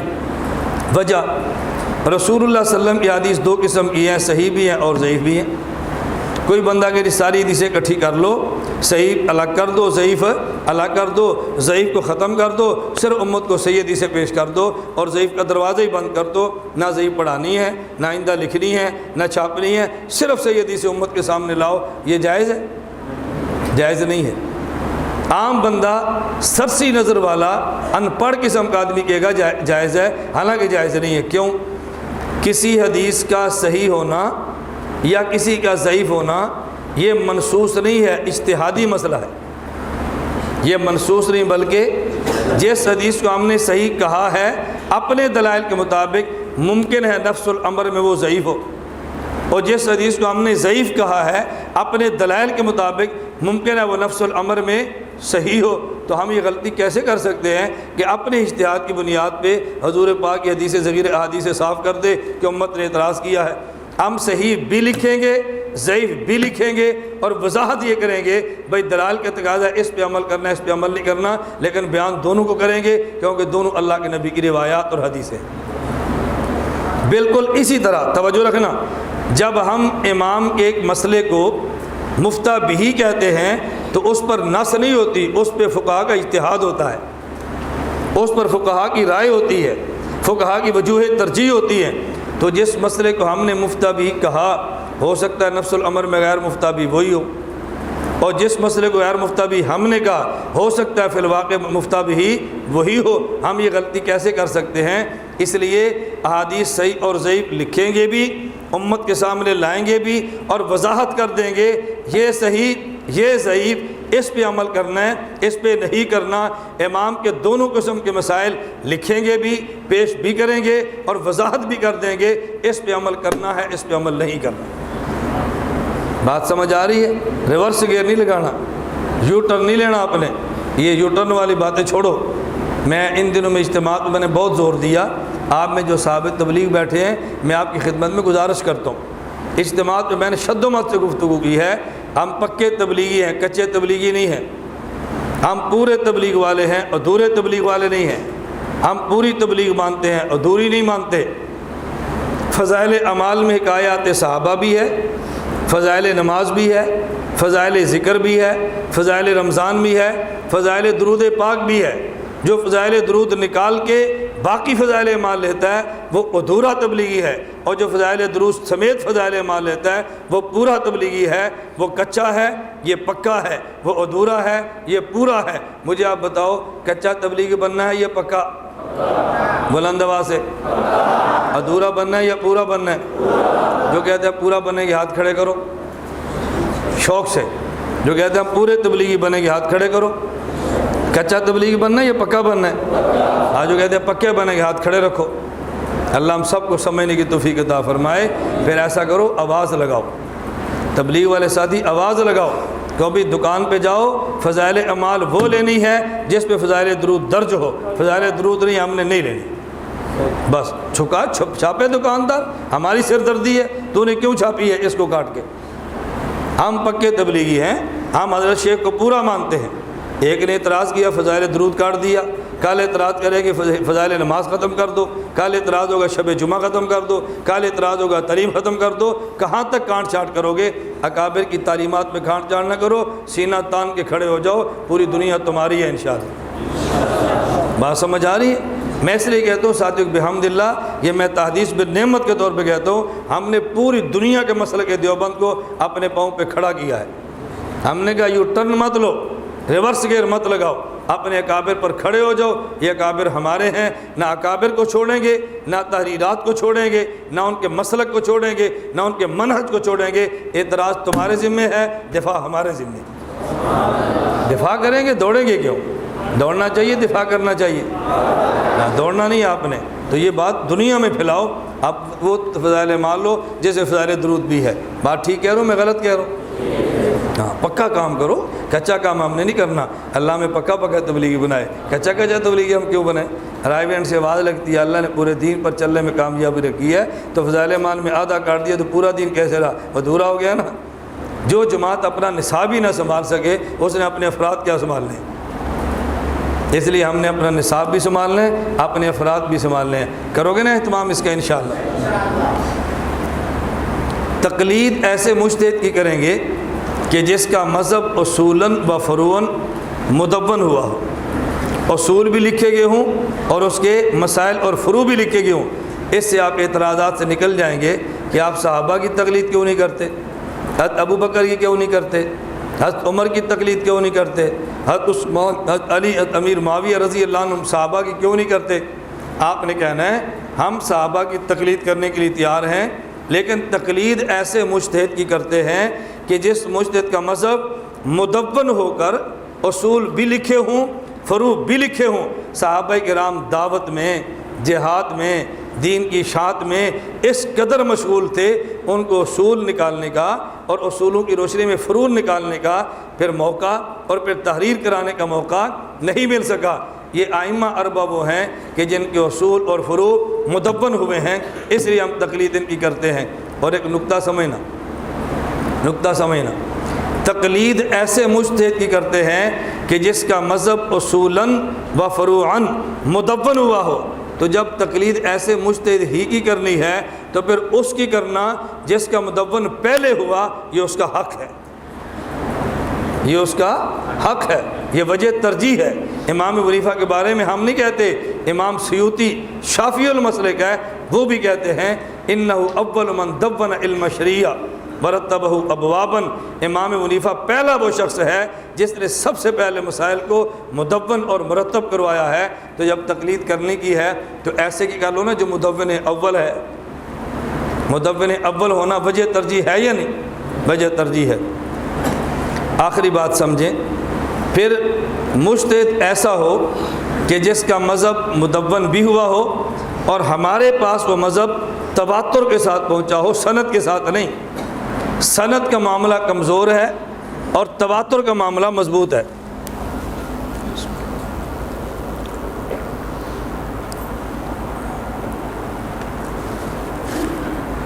تقلید ایسے مجتہد کی کرنی ہے جس مجتہد کا مذہب مدون ہو کر ہمارے پاس، مدون کا معنی مرتب ہو کے، مدون کا معنی لکھا لکھایا ہمارے پاس پہنچا ہو، سند کے ساتھ یا تواتر کے ساتھ۔ جو مقام تواتر کا ہے وہ مقام سند کا نہیں ہے، جو مقام تعامل کا ہے وہ مقام سند کا نہیں ہے۔ یہ دھوکہ لگا غیر مقلد کو اور انہی سے دھوکہ لگا مماتیت کو۔ یہ جو مماتی جھگڑا ہے نا، حدیث ضعیف ہے، فَإِنَّهُ ضَعِيفٌ لِعِلَّةٍ خَفِيَّةٍ، نہیں سمجھ آئی؟ وہ سمجھ آئیے آپ کو؟ یہ جو اعتراض ہوتا ہے نا فَإِنَّهُ ضَعِيفٌ لِعِلَّةٍ خَفِيَّةٍ، یہ کیوں لگا ہے؟ اس لیے یہ غیر مقلدین کا طریقہ تھا۔ تعامل اور سند الگ ہے، تواتر اور سند الگ ہے۔ آپ بات سمجھو، امام ابو حنیفہ پہلے کے آدمی ہیں، امام شافعی پہلے کے؟ تو امام ابو حنیفہ نے صحابہ کا دور دیکھا ہے، امام شافعی نے نہیں دیکھا۔ اب امام شافعی تک جو مسئلہ پہنچا ہے وہ سندوں کے ساتھ پہنچا ہے، اور امام صاحب کا مسئلہ تواتر اور تعامل سے پہنچتا ہے، تو جو حق امام صاحب کو ہے وہ امام شافعی کو تو نہیں ہے نا، جو مقام ان کا ہے وہ ان کا تو نہیں ہے نا۔ آپ دیکھیں آپ میرے سامنے بیٹھے سبق پڑھ رہے ہیں، براہ راست یا کوئی درمیان میں راوی ہے جس کو آپ پڑھائیں گے، اس کے درمیان تو آپ ہوں گے نا جس کو وہ پڑھائے گا۔ آپ بتائیں جتنے راوی بڑھتے جائیں گے تو ہو سکتا ہے سکم آتا جائے، الفاظ بدلتے جائیں، مفہوم سے یہ ادا نہ کر سکیں، لہجہ وہ نہ دیکھے، دیکھا جو نہیں اس نے تو تبدیلی آ سکتی ہے نا۔ لیکن یہ جو پورے ماحول کو دیکھ رہا ہے، تو صحابہ کی مثال ایسے ہے، انہوں نے براہ راست حضور کو بولتے بھی دیکھا ہے، حضور کو کرتے بھی دیکھا ہے، نبوت کے الفاظ کو نبوت کے لہجے میں دیکھا ہے۔ بعد والے الفاظ تو سن پڑھ سکتے ہیں، لہجے نہیں دیکھ سکتے تو فرق پڑ جاتا ہے۔ تو مذہب کس طرح پہنچا ہو؟ تواتر کے ساتھ پہنچا ہو۔ اس سے آپ بہت بڑے اعتراض سے دور ہو جائیں گے، بہت بڑے اعتراض سے آپ بچ جائیں گے۔ میں ایک واقعہ اعتراض کی صورت میں پیش کرتا ہوں۔ لالا موسیٰ ضلع گجرات میں ایک چھوٹا سا قصبہ ہے، وہاں میرا بیان تھا۔ بیان کے بعد ایک غیر مقلد نے چٹھ لکھی اور مسئلہ پوچھا۔ اب یہ اتنا مشہور اعتراض ہے نا غیر مقلدین کا، آپ سوچ نہیں سکتے، ایسے گاڑیوں کی چابیاں لے کر وہ کھڑے ہوتے ہیں، چابیاں لے کر۔ غیر مقلد کہتے ہیں امام ابو حنیفہ رحمۃ اللہ علیہ بہت نیک آدمی تھے، بہت ولی آدمی تھے، بہت مجتہد اور بہت بڑے آدمی تھے۔ یہ جو فقہ حنفی ہے یہ ان کی نہیں ہے، یہ گند ہے، غلاظت ہے، بعد دوبارہ نے لکھی ہے اور ابو حنیفہ کی طرف منسوب کر دی ہے، ورنہ یہ مسئلے وہ لکھ نہیں سکتے۔ وہ تو بہت نیک آدمی تھے۔ یہ عوام کا ذہن بن رہا ہے کہ یار بڑا یہ غیر جانبدار اور بڑا مدلل اور محقق قسم کا علامہ ہے، وہ بہت نیک تھے، ولی تھے، اچھی شستہ زبان تھی۔ بعد وہ انہوں نے گندے مسئلے قرآن و سنت کے خلاف لکھے ہیں اور نسبت ابو حنیفہ کی طرف کر کے فقہ حنفی لکھ دی ہے۔ اگر تو میری اس بات کو نہیں مانتے تو وہ فوراً جو گاڑی کوئی چابی نکالیں گے، یہ دیکھو میرے گاڑی ہے، یہ دیکھو میں انعام دیتا ہوں۔ اگر تم فقہ حنفی کے مسائل سند کے ساتھ ابو حنیفہ ثابت کر دو، میں مسلک ابو حنفی احناف قبول کرنے کا اعلان کر دوں گا، میرا پوری دنیا کو چیلنج ہے۔ آپ دوڑتے آئیں گے استاد جی چیلنج ہو گیا، استاد جی چیلنج ہو گیا، ثابت کر سکتے ہیں۔ اب دیکھو ان کی خوبی کیا ہے، وہ بیٹھ کے مشورہ کرتے ہیں کہ اپنے لڑکوں کو سوال کون سا دینا ہے، جلسے میں سوال کون سا کرنا ہے، چیلنج کس مسئلے پہ کرنا ہے۔ میں آپ کو سمجھاؤں گا چیلنج کیسے ہوتا ہے، وہ انشاءاللہ باتیں چلتی رہیں گی۔ چیلنج کون سا کرنا ہے، یہ بہت شاطرانہ دماغ استعمال کرتے ہیں۔ اعتراض سمجھ آیا؟ یہ ہدایہ فقہ حنفی کی کتاب ہے، تم سند کے ساتھ ابو حنیفہ ثابت کر دو، میں مسلک اہل حدیث چھوڑ کو پلا پلا مولوی حنفی بن جاؤں گا۔ اگر نہیں ہے پھر اللہ کے لیے قرآن حدیث کی بات مانو، خدا کے لیے ہماری حنفیت تم سے لڑائی نہیں ہے، اور عوام تم سمجھو یہ لوگ تمہیں گمراہ کرتے ہیں، خدا کے لیے ہمارے درد کو سمجھو۔ لوگ سمجھتے ہیں بڑا مسلح آدمی ہے۔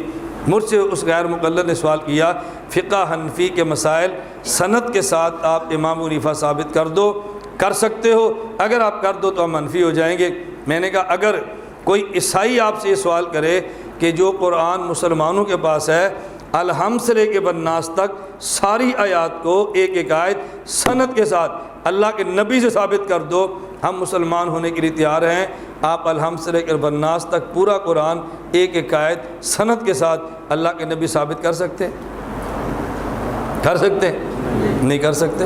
میں نے کہا پھر وہ فوراً کہنے لگا، کہتا جی وہاں تو سند کی ضرورت ہی نہیں ہے۔ میں نے کہا کیوں؟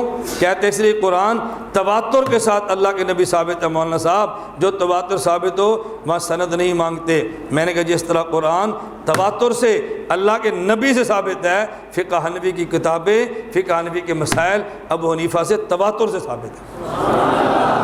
جس طرح انہیں سند نہیں دینی تمہیں بھی سند دے دی، وہ بھی اسی طرح مرے، تم بھی اسی طرح مرو۔ ان کو تواتر پیش ہوتا ہے، تمہیں تواتر کیوں نہ پیش کریں؟ بات سمجھ آ رہی ہے؟ تو تقلید کس مجتہد کی کریں گے؟ جس کا مذہب مدون ہو کر ہمارے پاس تواتر کے ساتھ آئے ہو۔ جب تواتر آ گیا پھر سند کا مطالبہ ہی فضول ہے۔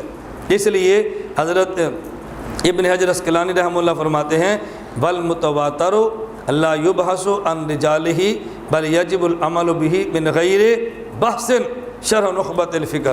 متواتر کے رجال پر بحث نہیں ہوتی، بغیر بحث کے عمل کرتے ہیں۔ علامہ سیوطی رحمۃ اللہ علیہ تدریب الراوی میں تحریر فرماتے ہیں المتواتر فإنہ صحیح قطعا ولا یشترط فیہ مجموع هذه الشروط۔ یہ جو راویوں کی شرطیں ہیں یہ متواترات کے اندر نہیں ہوتی۔ علامہ ظفر احمد عثمانی رحمۃ اللہ علیہ قواعد فی علوم الحدیث میں تعریف فرماتے ہیں ومن شانہ اللہ یشترط عدالت رجالہ بخلاف غیرہا۔